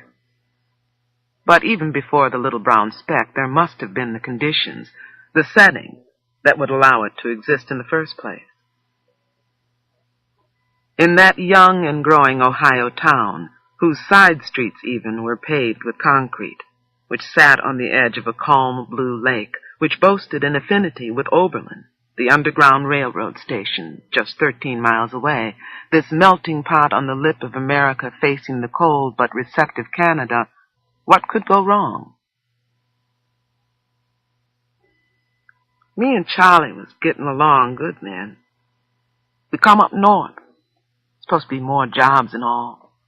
We moved into 2 rooms up over a furniture store, and I set about housekeeping.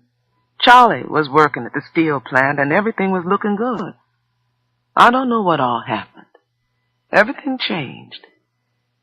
It was hard to get to know folks up here, and I missed my people. I weren't used to so much white folks. The ones I'd seen before was something hateful, but they didn't come around too much. I mean, we didn't have too much truck with them, just now and then in the fields or at the commissary. But they weren't all over us. Up north, they was everywhere. Next door, downstairs, all over the streets, and colored folks few and far between. Northern colored folks was different, too. Dicty-like, no better than whites for meanness. They could make you feel just as no-count, except I didn't expect it from them. That was the lonesomest time of my life. I remember looking out them front windows just waiting for Charlie to come home at 3 o'clock. I didn't even have a cat to talk to. In her loneliness, she turned to her husband for reassurance, entertainment, for things to fill the vacant places. Housework was not enough. There were only 2 rooms, and no yard to keep or move about in. The women in the town wore high-heeled shoes, and when Pauline tried to wear them, they aggravated her shuffle into a pronounced limp. Charlie was kindness still, but began to resist her total dependence on him. They were beginning to have less and less to say to each other. He had no problem finding other people and other things to occupy him, Men were always climbing the stairs asking for him, and he was happy to accompany them, leaving her alone. Pauline felt uncomfortable with the few black women she met. They were amused by her because she did not straighten her hair. When she tried to make up her face as they did, it came off rather badly. Their goading glances and private snickers at her way of talking, saying cheerin', and dressing developed in her a desire for new clothes. When Charlie began to quarrel about the money she wanted, she decided to go to work.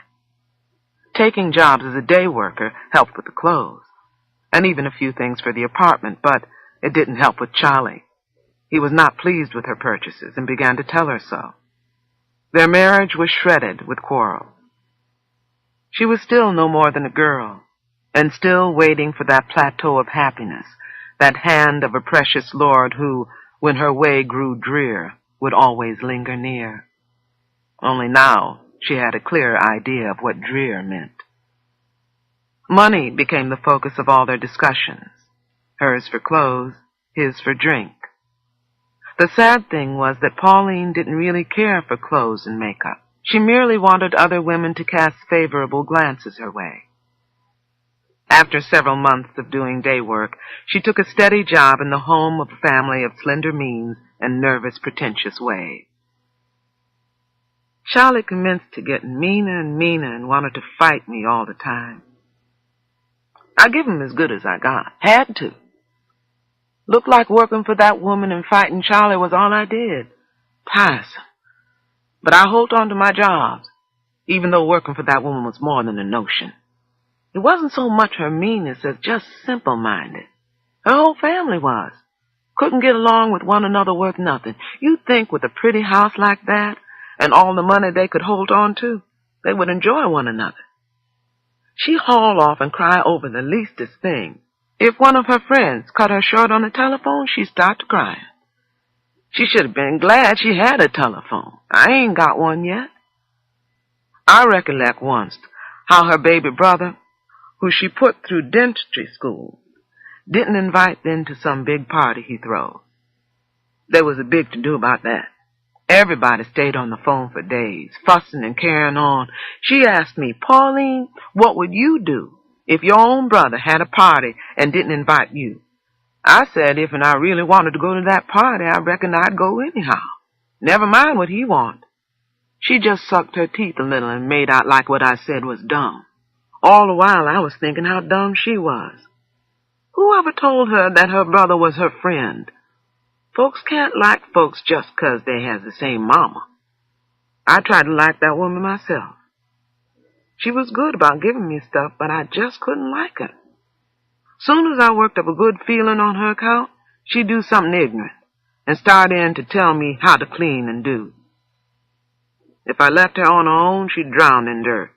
I didn't have to pick up after chicken and pie the way I had to pick up after them.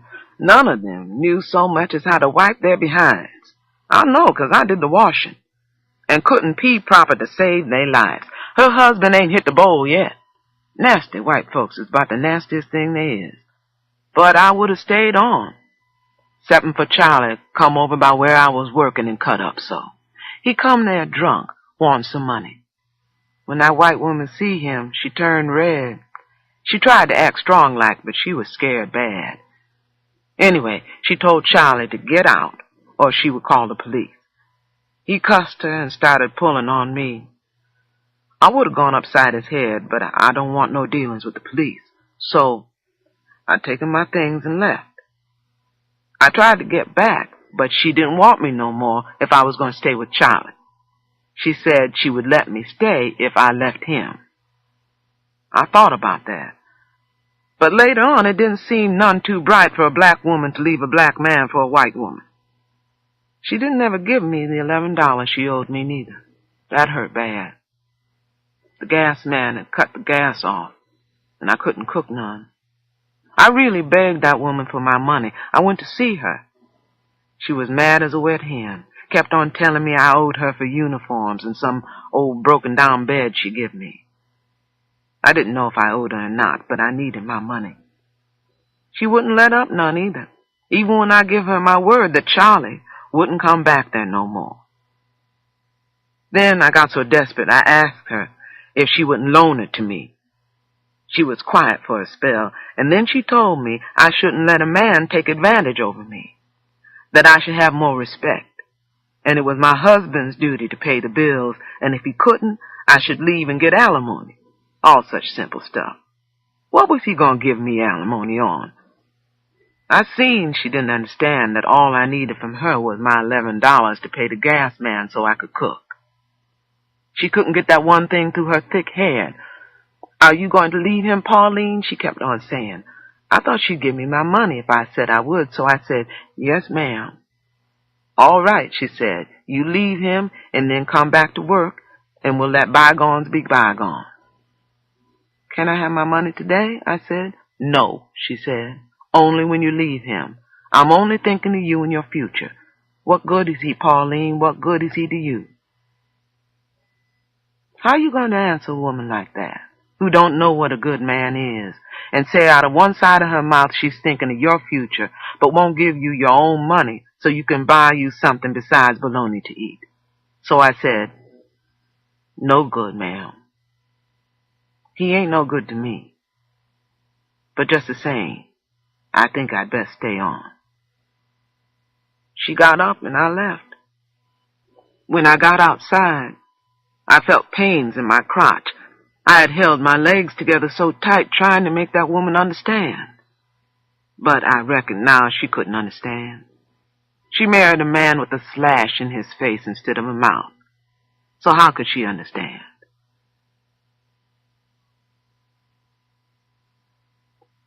One winter, Pauline discovered she was pregnant. When she told Charlie, he surprised her by being pleased. He began to drink less and come home more often. They eased back into a relationship more like the early days of their marriage, when he asked if she was tired or wanted him to bring her something from the store. In this state of ease, Pauline stopped doing day work and returned to her own housekeeping. But the loneliness in those 2 rooms had not gone away.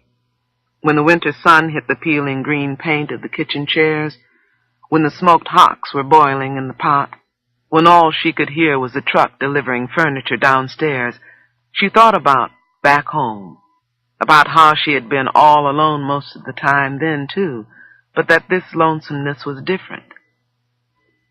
Then she stopped staring at the green chairs, at the delivery truck. She went to the movies instead. There in the dark, her memory was refreshed, and she succumbed to her earlier dreams. Along with the idea of romantic love, she was introduced to another, physical beauty. Probably the most destructive ideas in the history of human thought. Both originated in envy, thrived in insecurity, and ended in disillusion. In equating physical beauty with virtue, she stripped her mind, bound it, and collected self-contempt by the heap. She forgot lust in simple caring for. She regarded love as possessive mating, and romance as the goal of the spirit. It would be for her a wellspring from which she would draw the most destructive emotions, deceiving the lover and seeking to imprison the beloved, curtailing freedom in every way. She was never able, after her education in the movies, to look at a face and not assign it some category in the scale of absolute beauty, and the scale was one she absorbed in full from the silver screen. There at last were the darkened woods, the lonely roads, the river banks, the gentle knowing eyes. There the flawed became whole, the blind sighted, and the lame and halt threw away their crutches. There death was dead, and people made every gesture in a cloud of music. There the black and white images came together, making a magnificent whole, all projected through the ray of light from above and behind. It was really a simple pleasure, but she learned all there was to love and all there was to hate. The onlyest time I've been happy seemed like when I was in the picture show. Every time I went. I'd go early, before the show started. They'd cut off the lights and everything be black. Then the screen would light up, and I'd move right on in them pictures. White men taking such good care of their women, and they all dressed up in big, clean houses with the bathtubs right in the same room with the toilet. Them pictures gave me a lot of pleasure. But it made coming home hard, and looking at Charlie hard. I don't know. I remember one time I went to see Clark Gable and Jean Harlow. I fixed my hair up like I'd seen hers in a magazine.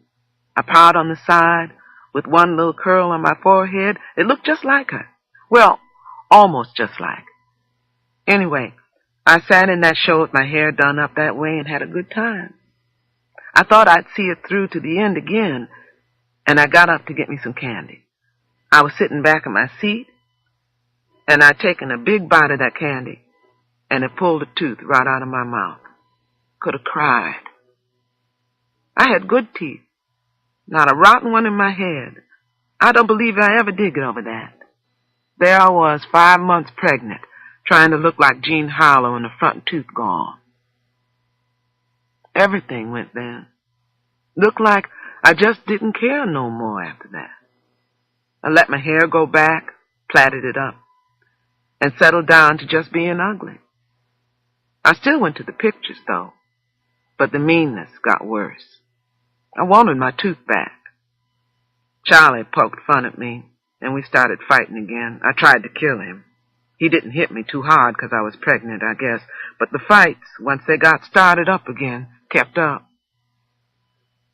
He began to make me madder than anything I knowed, and I couldn't keep my hands off him.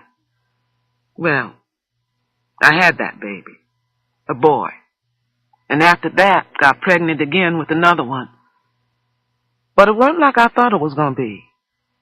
I loved them and all, I guess, but maybe it was having no money or maybe it was Charlie, but they sure worried the life out of me. Sometimes I'd catch myself hollering at them and beating them, and I'd feel sorry for them. But I couldn't seem to stop. When I had the second one, a girl, I remember I said I'd love it no matter what it looked like. She looked like a black ball of hair. I don't recollect trying to get pregnant that first time, but that second time, I actually tried to get pregnant. Maybe because I'd had one already and wasn't scared to do it. Anyway, I felt good and wasn't thinking on the carrying, just the baby itself.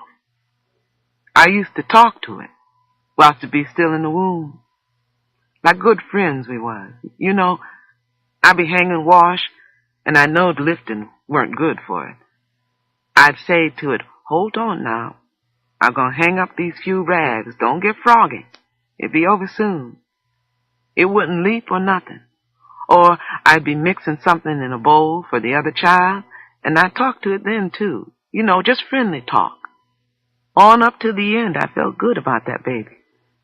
I went to the hospital when my time come, so I could be easeful. I didn't want to have it at home like I done with the boy.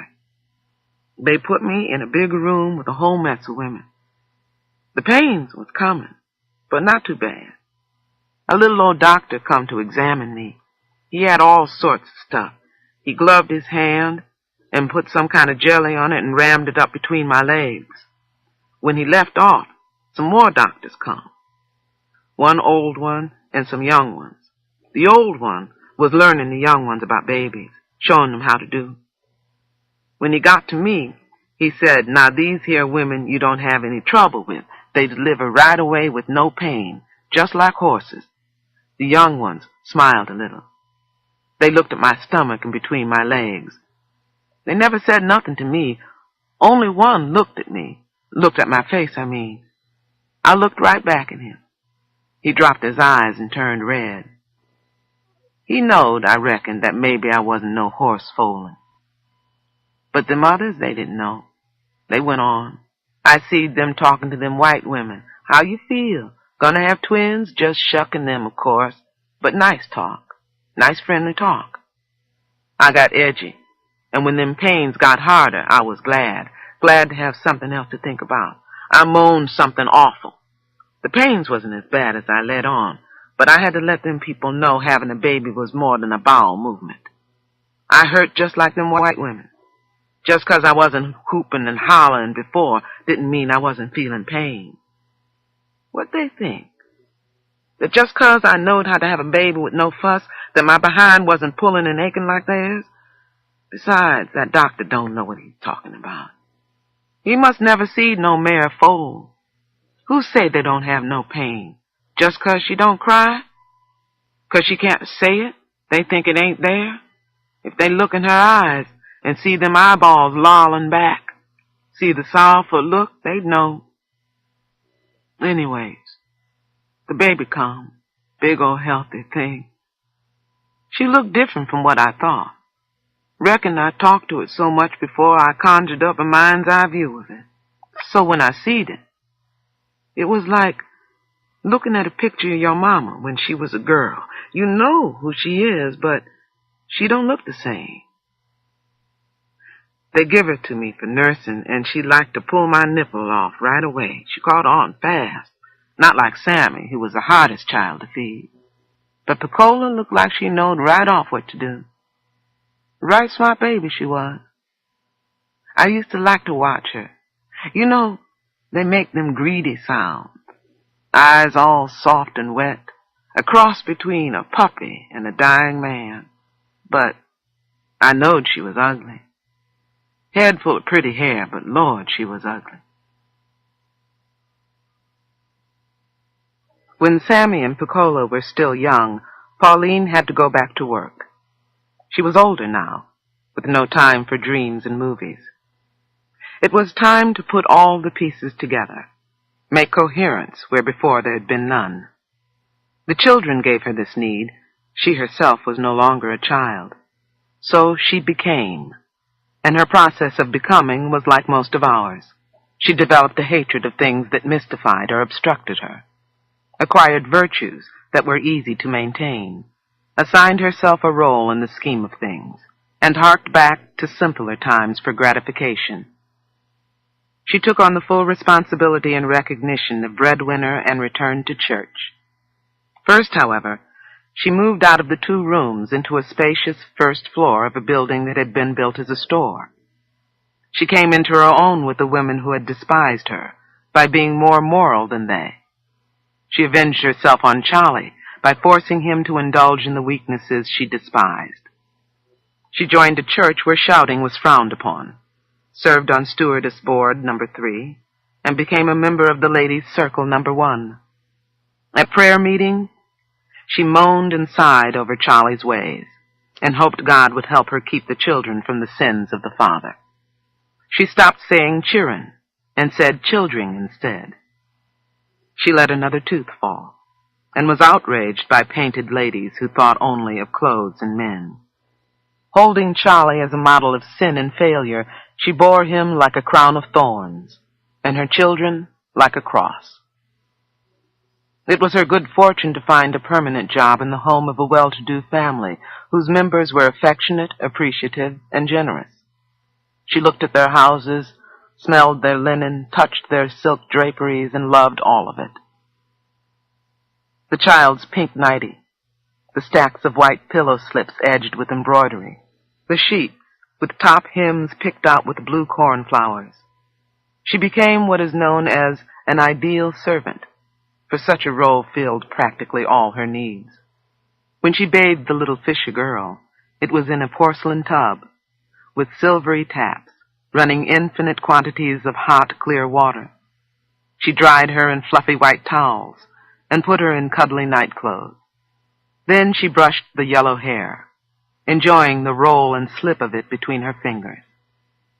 No zinc tub, no buckets of stove-heated water, no flaky, stiff gray towels washed in a kitchen sink, dried in a dusty backyard, no tangled black puffs of rough wool to comb. Soon, she stopped trying to keep her own house. The things she could afford to buy did not last, had no beauty or style, and were absorbed by the dingy storefront. More and more she neglected her house, her children, her man. They were like the afterthoughts one has just before sleep, the early morning and late evening edges of her day, the dark edges that made the daily life with the Fishers lighter, more delicate, more lovely. Here, She could arrange things, clean things, line things up in neat rows. Here, her foot flopped around on deep pile carpets, and there was no uneven sound. Here she found beauty, order, cleanliness, and praise. Mr. Fisher said, I would rather sell her blueberry cobblers than real estate. She reigned over cupboards stacked high with food that would not be eaten for weeks, even months. She was queen of canned vegetables bought by the case. Special fondants and ribbon candy curled up in tiny silver dishes. The creditors and service people who humiliated her when she went to them on her own behalf respected her, were even intimidated by her when she spoke for the Fishers. She refused beef slightly dark or with edges not properly trimmed. The slightly reeking fish that she accepted for her own family she would all but throw in the fishman's face if he sent it to the Fisher house. Power, praise, and luxury were hers in this household. They even gave her what she had never had, a nickname, Polly. It was her pleasure to stand in her kitchen at the end of a day and survey her handiwork, knowing there were soap bars by the dozen, bacon by the rasher, and reveling in her shiny pots and pans and polished floors. Hearing, we'll never let her go. We could never find anybody like Polly. She will not leave the kitchen until everything is in order. Really, she is the ideal servant. Pauline kept this order, this beauty for herself, a private world, and never introduced it into her storefront or to her children. Them she bent towards respectability, and in so doing taught them to fear. Fear of being clumsy, fear of being like their father, fear of not being loved by God, fear of madness like Collie's mother's. Into her son she beat a loud desire to run away, and into her daughter she beat a fear of growing up, fear of other people, fear of life. All the meaningfulness of her life was in her work, for her virtues were intact.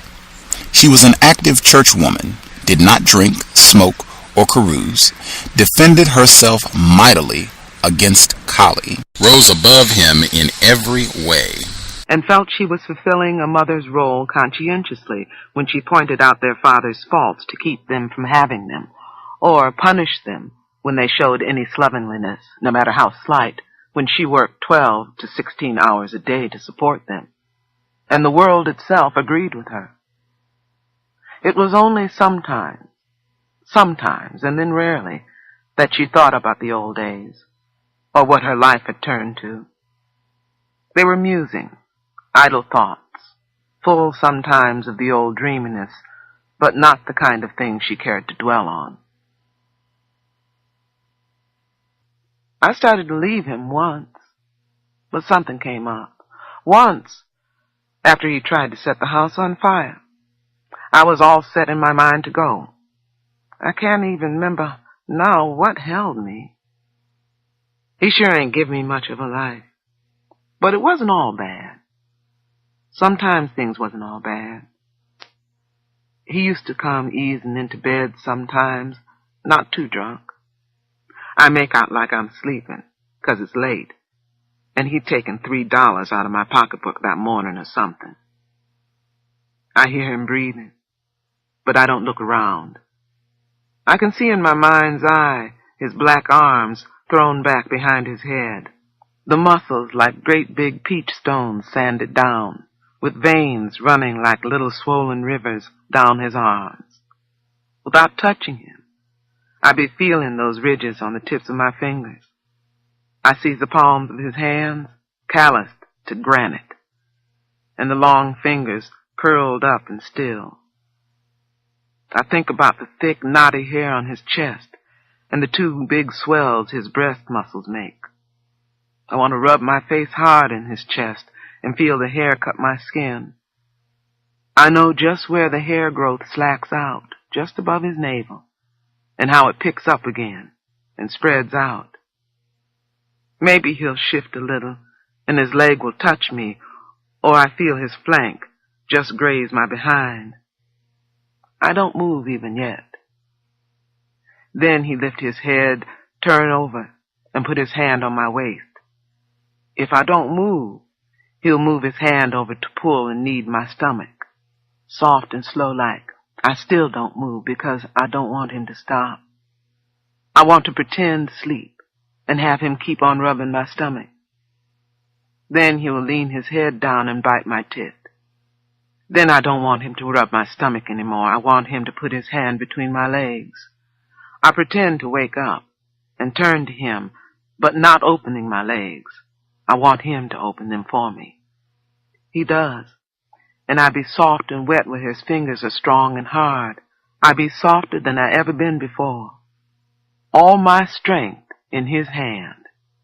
My brain curls up like wilted leaves. A funny empty feeling is in my hands. I want to grab hold of something, so I'll hold his head. His mouth is under my chin. Then I don't want his hand between my legs no more because I think I am softening away. I stretch my legs open, and he's on top of me, too heavy to hold and too light not to. He puts his thing in me, in me, in me. I wrap my feet around his back so he can't get away. His face is next to mine. The bed springs sounds like them crickets used to back home. He puts his fingers in mine, and we stretch our arms outwise like Jesus on the cross. I hold on tight. My fingers and my feet hold on tight because everything else is going. I know he wants me to come first, but I can't. Not until he does. Not until I feel him loving me, just me, sinking into me. Not until I know that my flesh is all that be on his mind, that he couldn't stop if he had to, that he would die rather than take his thing out of me. Not until he has let go of all he has and give it to me, to me, to me. When he does, I feel a power. I be strong. I be pretty. I be young. And then I wait. He shivers and tosses his head. Now I be strong enough, pretty enough, and young enough to let him make me come. I take my fingers out of his and put my hands on his behind. My legs drop back onto the bed. I don't make no noise because a cheering might hear. I begin to feel those little bits of color floating up into me, deep in me. That streak of green from the June bug light, the purple from the berries trickling along my thighs. Mama's lemonade yellow runs sweet in me. Then I feel like I'm laughing between my legs, and the laughing gets all mixed up with the colors, and I'm afraid I'll come and afraid I won't, but I know I will. And I do. And it be rainbow all inside, and it lasts and lasts and lasts. I want to thank him, but don't know how, so I pat him like you do a baby. He asks me if I'm all right. I say yes. He gets off me and lies down to sleep. I want to say something, but I don't. I don't want to take my mind off in the rainbow. I should get up and go to the toilet, but I don't. Besides, Charlie is asleep with his leg thrown over me. I can't move and don't want to. But it ain't like that anymore. Most times, he's thrashing away inside me before I'm woke, and through when I am. The rest of the time, I can't even be next to his stinking drunk self, but I don't care about it no more. My Maker will take care of me. I know he will. I know he will. Besides, it don't make no difference about this old earth. There's sure to be a glory. The only thing I miss sometimes is that rainbow. But like I say, I don't recollect it much anymore. This ends side 2 of cassette 3 of The Bluest Eye. Please fast forward to the end before loading cassette 4. Context of White Supremacy.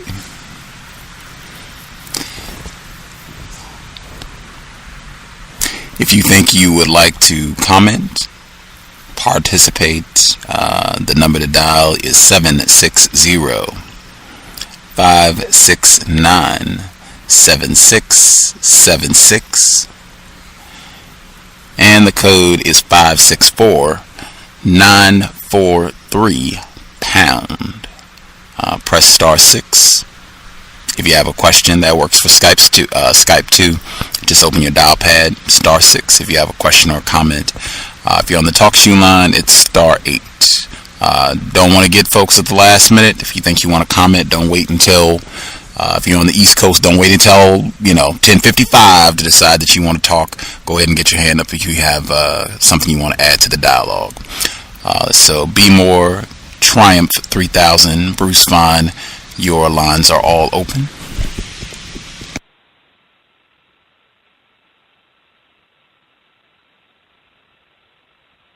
Minnie B as well.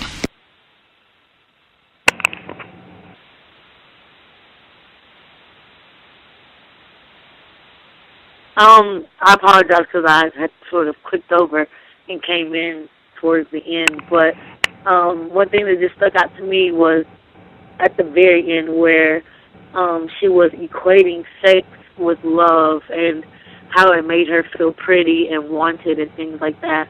I feel like that's very relevant even now. A lot of non-white women, young and old, equate sex with love and the feeling of being wanted and pretty and things like that. So that stuck out to me.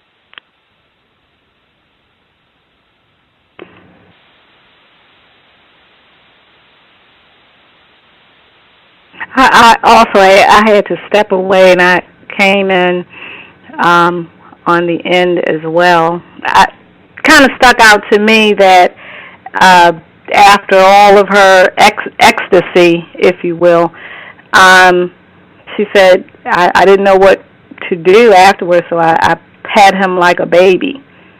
And my mind went to Dr. Welsing when she talks about black men calling their home a crib and just the different child names that are given to, or grown, well, not grown, but chronologically adult black men have, and just, I don't know, that her patting him like a baby just kind of stuck out to me.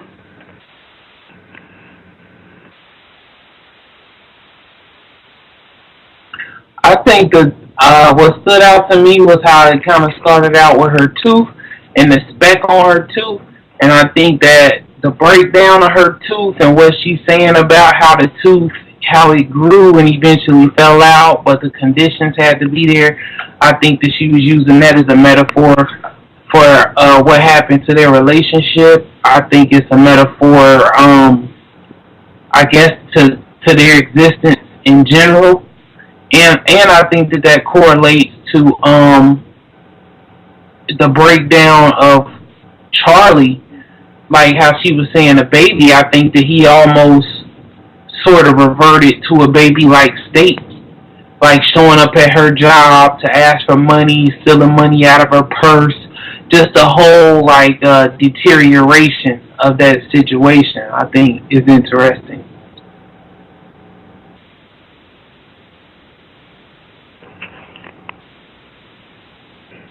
And to piggyback on what B. Moore said about equating sex with love, and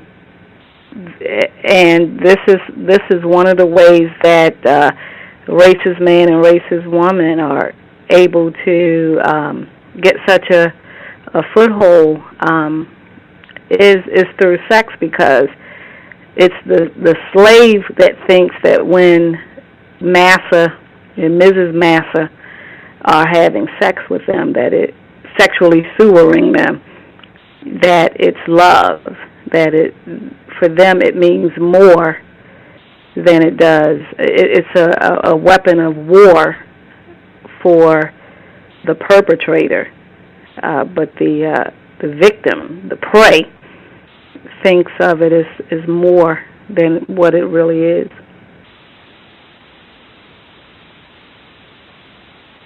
Ashe.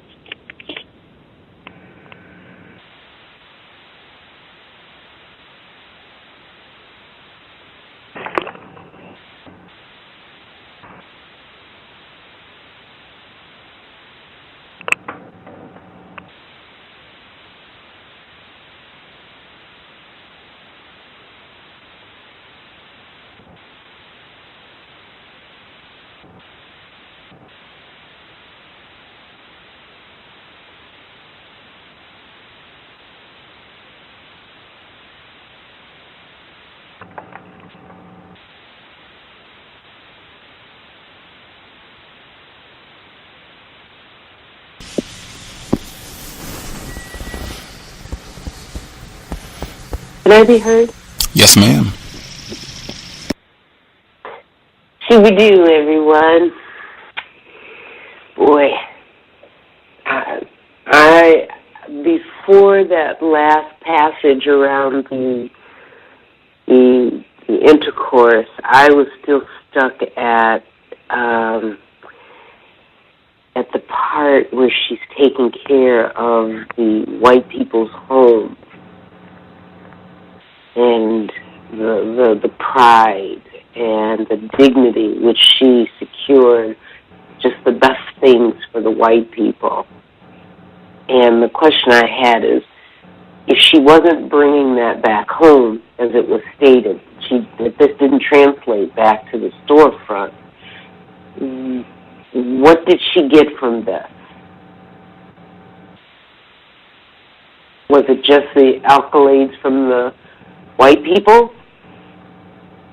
Did anybody else understand that differently? Did she get something? Did I miss it? Did she get something from taking care of these people,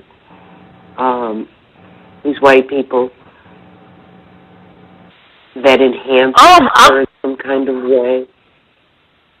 I would kind of say not really a sense of belonging, but she sort of felt adored by these white people, because she initially she didn't have a nickname or any type of name of adoration, but they gave her a nickname, which was Polly. So she felt some type of way about that. That I guess that she finally had some sense of belonging or something like that. Visibility. I think part of it was fantasy as well, like how I say she started stepping into those movies and those picture shows. I think that it became a type of escape in a fantasy world, that she was creating for herself.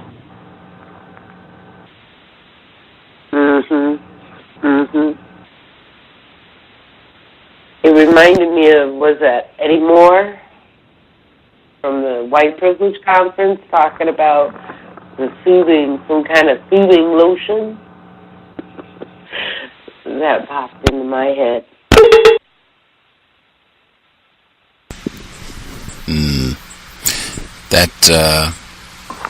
It's such a contrast. I think like the scene where the white people are saying, oh, you're the ideal servant, and you have a job here forever. I think that same line is in The Help, where towards the end of the film they tell her, you got a job here forever. You can cook our food and clean our toilets for the rest of your life. And don't you want your babies to cook out? And when you die, your babies can do it too. It's but even with that, like as revolting as that is, it's such a contrast. Like she can have pride. I clean these floors. She even takes ownership. These are my floors. I clean them. I clean this house. I prepare the food. I take care of the children. even vicariously, I can enjoy the blonde blue eyes that I don't have, but I can enjoy the child's hair when she talks about enjoying just combing the child's hair and giving her a bath in the porcelain white tub. It's such a strong contrast to the way she talks about her life when she's not around these white people. I think that and I think that's that illusion that she's closer to whiteness. She's somehow participating in the lives of white people, that she's playing an integral role in that. That I think it even contrasting that when she gives birth to Pecola and talking about what an ugly child she was. I mean, it's like she didn't even have pride in the way that she talked about her. I think she said it was a black ball of hair, the way she described giving birth to her own child, Pecola, one of the main characters, contrasting that with the pride in the way that she talks about working for these white people. It is astounding, that illusion. The same thing with the picture shows. Mm-hmm. And I think it was Malcolm X who said something about everyone talks about the slave master, but not too many people mention the slave maker. And I think a lot of times we forget when we say 500 years or 300 years we were in chattel slavery, that most of us didn't know freedom. This is all we knew. We were born into this. Our mothers, grandmothers, great-grandmothers, just generations born into slavery, never stepped foot on the continent of Africa. Come out of the womb, born, and this is all they know. This is the norm for them. Where we would say, hey, that's slavery, that was their life. And it sometimes I think we think that they had something to compare their life to. I know a lot of us said, oh, I didn't know I was poor growing up until I got older and got around others, and then I realized I was poor. Many of them probably didn't know they were, didn't know they were slaves, or because this had been our lives for centuries. And what are you comparing it to when this is all you've known? So to have your master say, I'm going to give you a special name, or I'm going to treat you this way, for that time, that was like, wow, because that's all they had known. We now can look back and go, oh my God, they were white identified and da-da-da-da-da. But that's all they knew. They had nothing to compare it to. They weren't born free and then come tomorrow they are slaves. They were born into this life. And so I think they were responding to what was normal for them.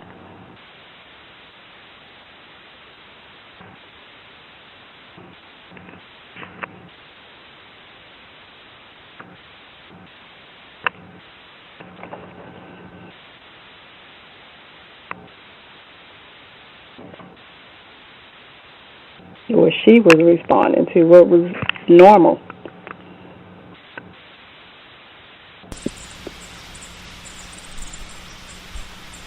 Did you all think it was significant? Oh, did I interrupt somebody? I think what was significant now? When they talk about first moving from the South to Ohio, Pecola specifically, when she says she wasn't accustomed to being around so many white people, like it really bothered her, and how rude the white people were to her. Like it seems like she didn't, that illusion wasn't as strong, at least initially, when they first moved there. In fact, she seemed bothered about being around white people. I wrote that line down when she was working for the first white people She talked about them and how they were so dirty and they couldn't use the toilet straight, and just they were the dirtiest things ever. And she said the white woman wouldn't give her money unless she left her husband, and she said she wasn't going to do it. And she said she says it didn't seem none too bright for a black woman to leave a black man for a white woman. Just what a line. But yeah, it didn't seem like that. If we say white idea, it didn't seem like it was that strong, at least when they first moved there. She didn't seem that enthralled with white people immediately. Wow, I think she went into a whole escape period. It's like she got to a point where she wanted to separate herself from the husband, separate herself from her reality, just separate herself from everything. And I think that when they first moved there, that relationship and her husband, that was her sanctuary. But that kind of, she was totally dependent on him, and that situation began to deteriorate. So she didn't have that as a sanctuary anymore. So she kind of reinvented herself into, this white identified person. Like she said, like a soothing lotion, using white reality, white people, white media is like an escape from everything. Like she sort of checked out on the husband, the relationship, everything. Like, forget this, I'm just gonna do me over here with the white people.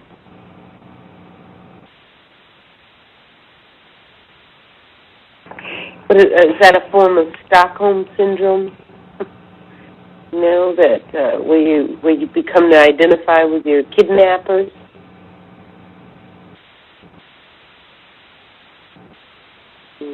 Well, I think it's an interesting dynamic about her, because they said that she was the 9th of 11 children, so she coming from this huge family, and it said that her lame foot, or that deformity, is what saved her from being anonymous, or so she already, from her inception, abandonment and needing being codependent. I think that will play a large part in the person's life that comes up with that type of upbringing. And for you to not have that, I just can totally see how it leads into what she became, into escapism and this being that she became. I can see how that just grows from, it's a seed. I see how everything grows into what it is. Mm-hmm. Did anyone else see the imagery of Pauline sitting in the theater and wanting to have her hair curled, or having her hair curled like the white actress, and that glorification to the more recent film with The Green Mile with Duncan, where he is, all he wants to do is watch the white people, Fred Astaire and Ginger Rogers, swirl around. Those two scenes really parallel for me, and how this black escapism into whiteness. Since Shawshank Redemption too. Mm-hmm. Rita Hayworth.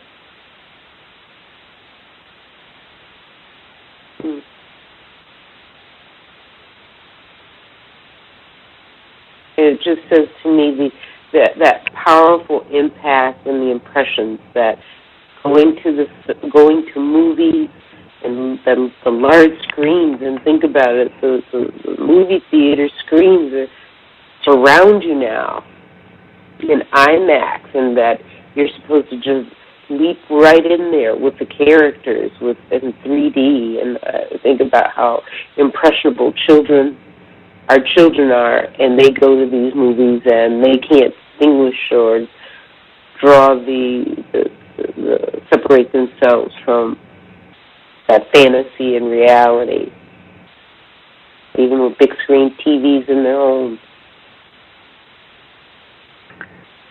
teaching them how to hate themselves. Yeah, this is why marketing firms have psychiatrists and psychologists as their consultants, because they understand how the visual, how very potent it is on the psyche. And I think about how the companies during the Super Bowl, they spend,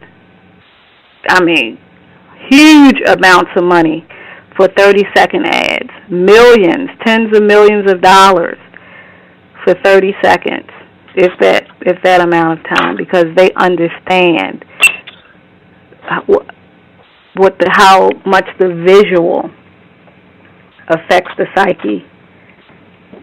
I can definitely attest to that. And I would say my training is I went to college for advertising graphic design, and in that training, my background is heavily based in not only psychology but abnormal psychology. I can't even tell you how many classes that I had to take for psychology and abnormal psychology. You have to have a thorough understanding of psychology, and it's not just the visual that they have mastered and they understand the importance of. When you see an advertisement, I'm talking about they've thought about the visual, the sounds, the colors. Every aspect of an advertisement that you see, especially if it's big corporation, I'm talking about it's all thought out, and it all has a meaning, and it all has a purpose, and it all dips into your subconscious, and it's very deliberate.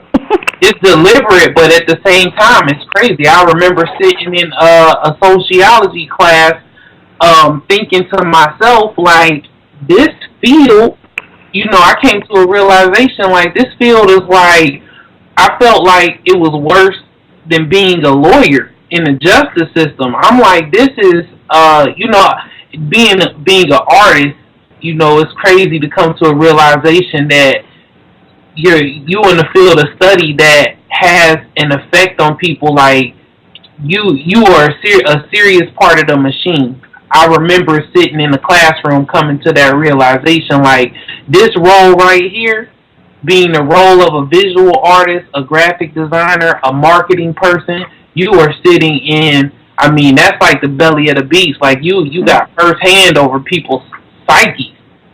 Mm-hmm. Mm-hmm. It's like hypnosis. Robots. Gone with the Wind as well. Clark Gable, he was one of the white people that she was talking about on the scene. Clark Gable and Jean Harlow. Clark Gable was Rhett Butler in Gone with the Wind. I think that's the role he's most known for. Maybe she was even watching Gone with the Wind. Who knows?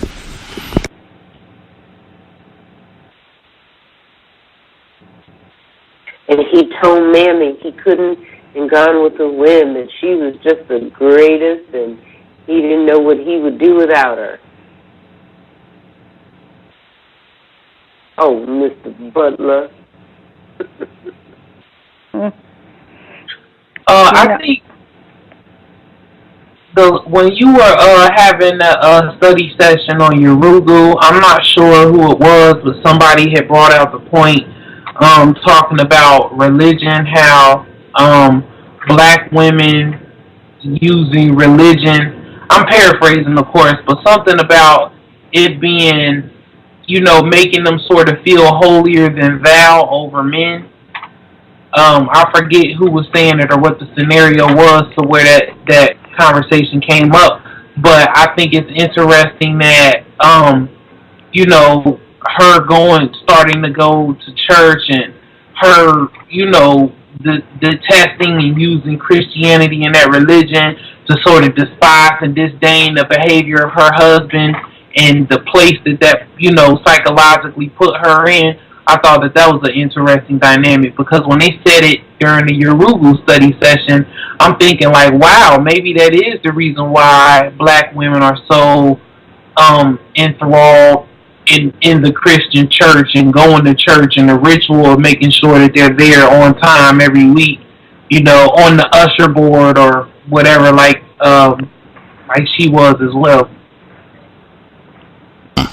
I wrote that segment down when she started talking about their Miss Breedlove, when her and I guess colleague Mr. Breedlove, when their relationship started to fall apart, when they were upset about money and this, that, and the other. This is on page 118 if you got the book. Their marriage was shredded with quarrels. She was still no more than a girl, and still waiting for that plateau of happiness, that hand of a precious Lord, who when her way grew drear, would always linger near. Only now she had a clearer idea of what drear meant. It just goes on to talk about what a shiftless no-good Mr. Breedlove is, and he's drinking and fighting about money and doesn't like his job, and that religion thing. I think that discussion, they were saying that white Jesus is the husband, and that's why so many black females are comfortable with the males not being present at church, because you don't think, well, he's inferior anyway, as she says pretty clearly in this book. As several characters say consistently throughout this book, the males are inferior anyway, so it's fine for them to not be here. The ideal image of a man is white Jesus. Wasn't before the recording ended, didn't she say something about Jesus is my husband at the end? Something like that.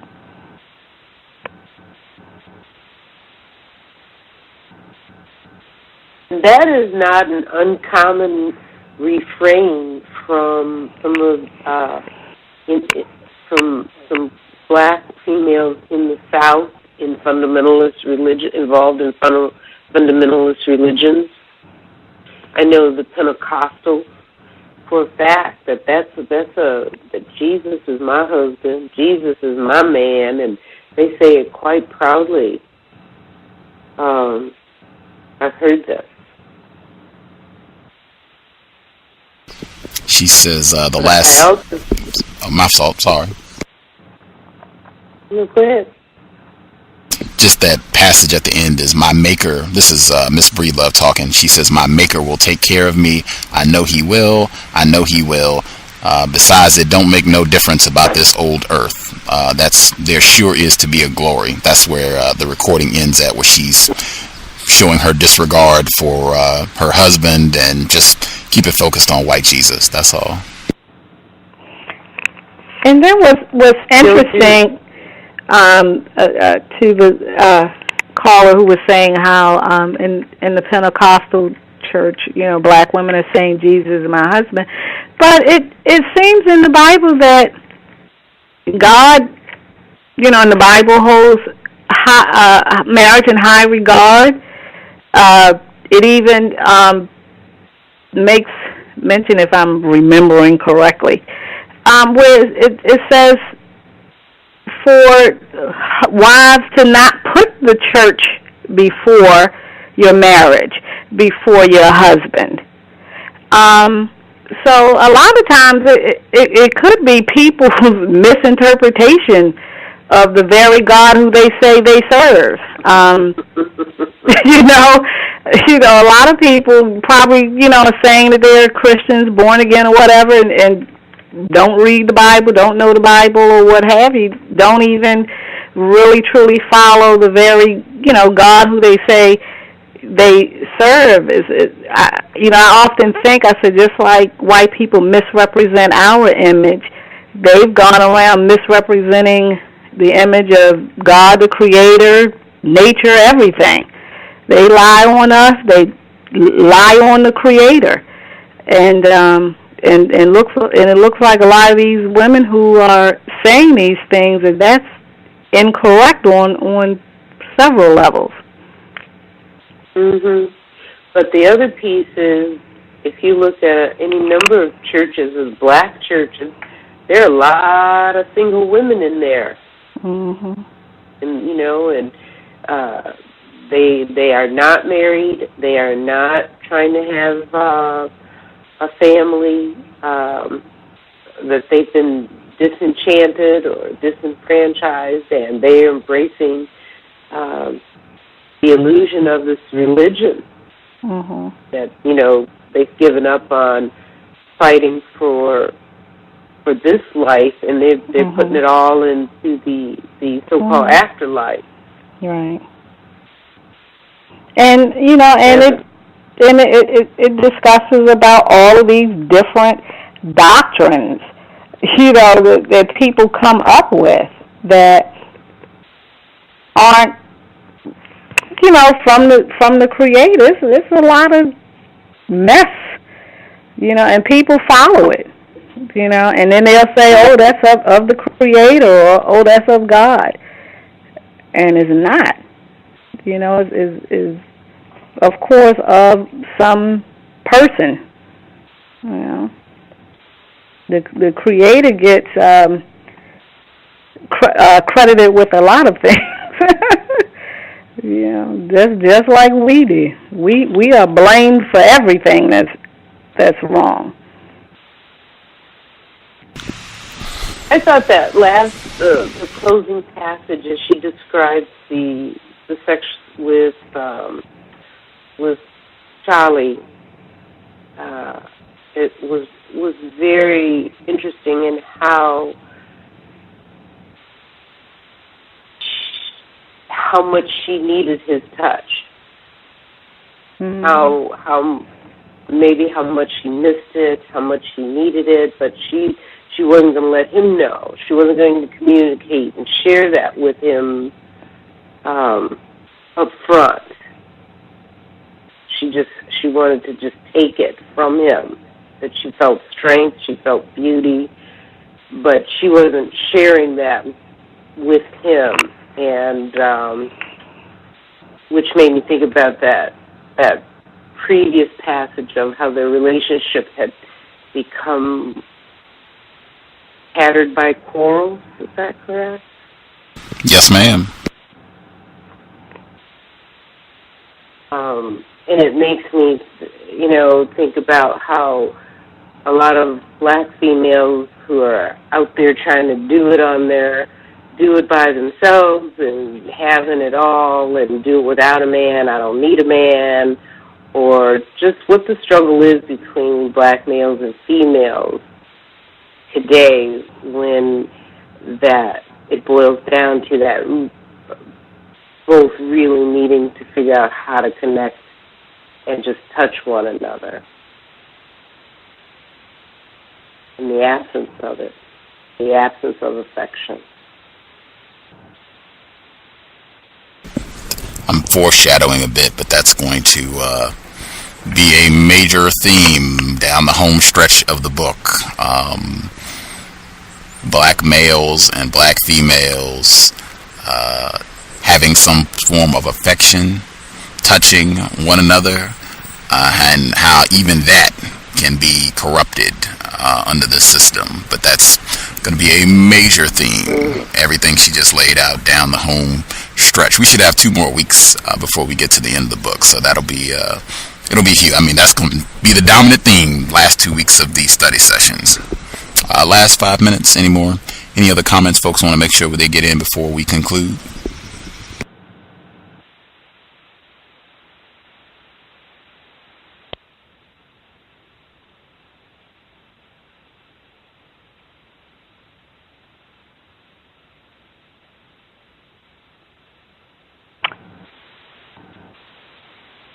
I've enjoyed the sharing of perspectives about this story.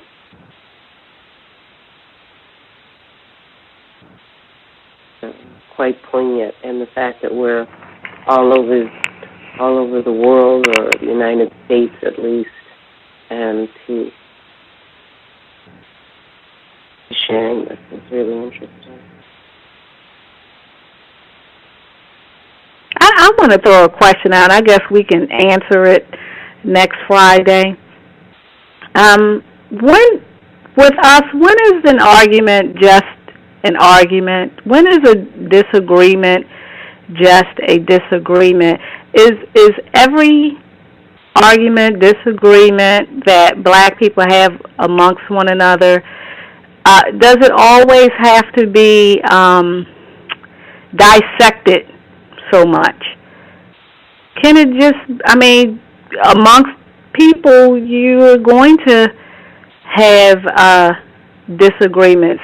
Is everything that we have a disagreement about, does it always have to harken back to we're arguing because of racism, white supremacy, or is it just, when is it just an argument? When is it just a disagreement?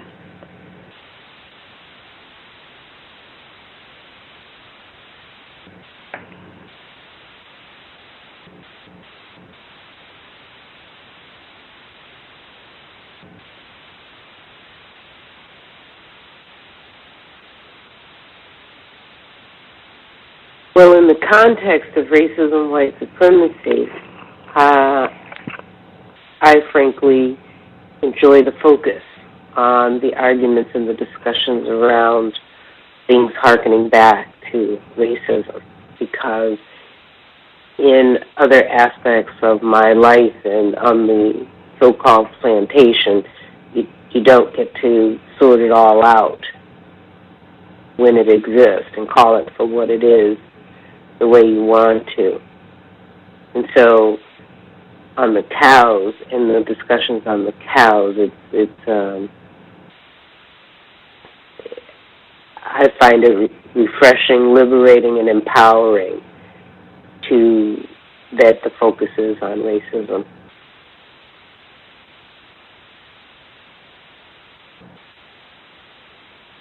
It's just a perspective.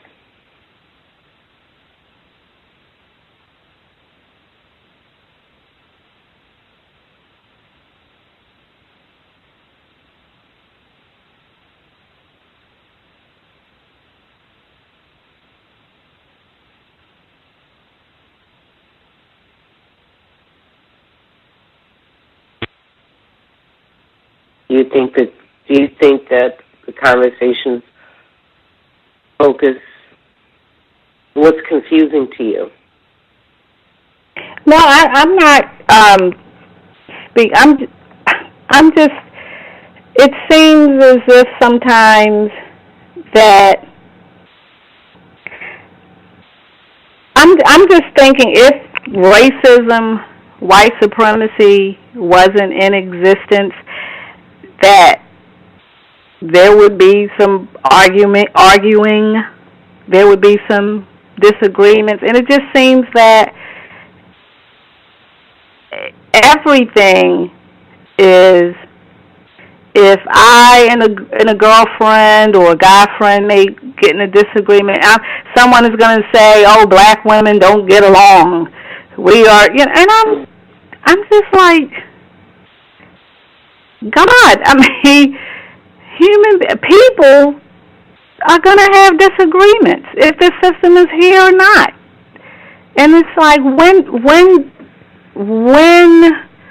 is it just that I still keep asking, when are we just people who have disagreements? Or do you think the system plays a part in our ability to have, or inability to have, constructive disagreements? I think that the system makes it probably hard for us to believe that we can, that we are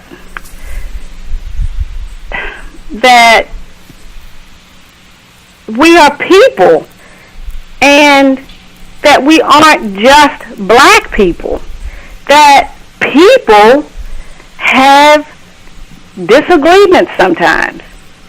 It isn't, I'm not arguing with this black woman because I can't stand her, or because she's black, or because she's dark-skinned, or something. It's, sometimes we just, people will argue. And I think sometimes we, those of us who, and I'm talking about myself as well, those of us who maybe study this or talk about it a lot, that sometimes we just, we see everything through that prism, and sometimes it's just an argument. It's just a disagreement. Can pick up here tomorrow. Compensatory call-in. See if other folks have views on that one. I suspect some folks might be interested in picking up hearing more on that. You can tune in 9 p.m. Eastern, 6 p.m. Pacific tomorrow evening, Saturday. I guess folks in the UK, that would be 2 a.m. Sunday. 2 a.m. Sunday. We'll catch up on latest news reports and what have you, and discuss, share, exchange views. System of racism, white supremacy has been an interesting 7 days on the plantation. Looking forward for feedback. If you catch anything, I will get this out quickly. I would not be surprised if something terroristic goes down at the Olympics. It's happened repeatedly before. The Olympics is a major political event. It's not just folks running around having a good time playing sports or what have you. It is a major political event for racist man, racist woman, racist child, and they frequently have some sort of terroristic act at these games. 72 games in Munich, Germany. 96 when it was in Atlanta, they had the bombing. Frequently, they have terrorist acts. The stage is already set. They've already had massive problems with security. They had a private firm that was hired to do security, and they said they were understaffed. They ended up having to displace them and get a different group of white people to come in and provide security. So you'll already have the excuse if something does happen as to why this happened. How could this be allowed to happen? Even the presidential candidates have been talking about it. Mitt Romney came out and made some comments about the security problems that they were having, and that was big news. Like, that was all over the BBC about a month ago, and them saying that they had major problems with security for the game. So not encouraging anyone to watch or anything like that. Just, I would not be surprised if something terroristic goes down over the next, I guess, 2.5 weeks for the Olympics. Anywho, we'll be back tomorrow evening. Definitely have enjoyed the study sessions. We will be back also next week. Number 4, Bluest Eye. We should have 2 more of these before we get to the end of the book. I am eyeing, either we could do 2000 Seasons, that would also book in my top 5, or we could do the Turner Diaries. I'm just throwing that out because I have it as an audio book. And white people say that that is a significant book. You got a lot of white people who does a lot of damage who say, hey, this book is the Bible. Timothy McVeigh was giving out copies for free to people before he, did whatever he was convicted of doing in Oklahoma City. So we could maybe vote. We could maybe Gus will just make a decision. If we do 2000 Seasons, people will have to read. I've just seen the pattern that I don't know if black people are going to be committed to doing the reading and participating. It might be that they're reading and not calling in, but reading and calling in to dialogue about the book. I would love to do 2000 Seasons, but that is also a tough read. I would put it up with Yurugu in terms of it's not an easy book to read. So if folks are willing to step up and read and participate, call in to discuss the readings. We could do 2000 Seasons. Turner Diaries is also there. That's also something we could do in audiobook format, so you could just listen and participate from listening in. Something to think about. Anywho, we'll be back tomorrow. Thank you, everybody, for participating, listening, get the book, The Bluest Eye. Get it and actually read it. It is incredible. I'm telling you, you can read it 10 times, and the 11th time that you read it, things will still be popping out at you, just like, whoa, I can't believe that. I mean, it's incredible book. Toni Morrison, phenomenal writer. We will do our quick prayer. It has been time. Replace the system of white supremacy with justice immediately. Invest in the cows if you think it's constructive, and definitely share with other black people if you think they would benefit. Context of White Supremacy, signing out. Thanks everyone for tuning in.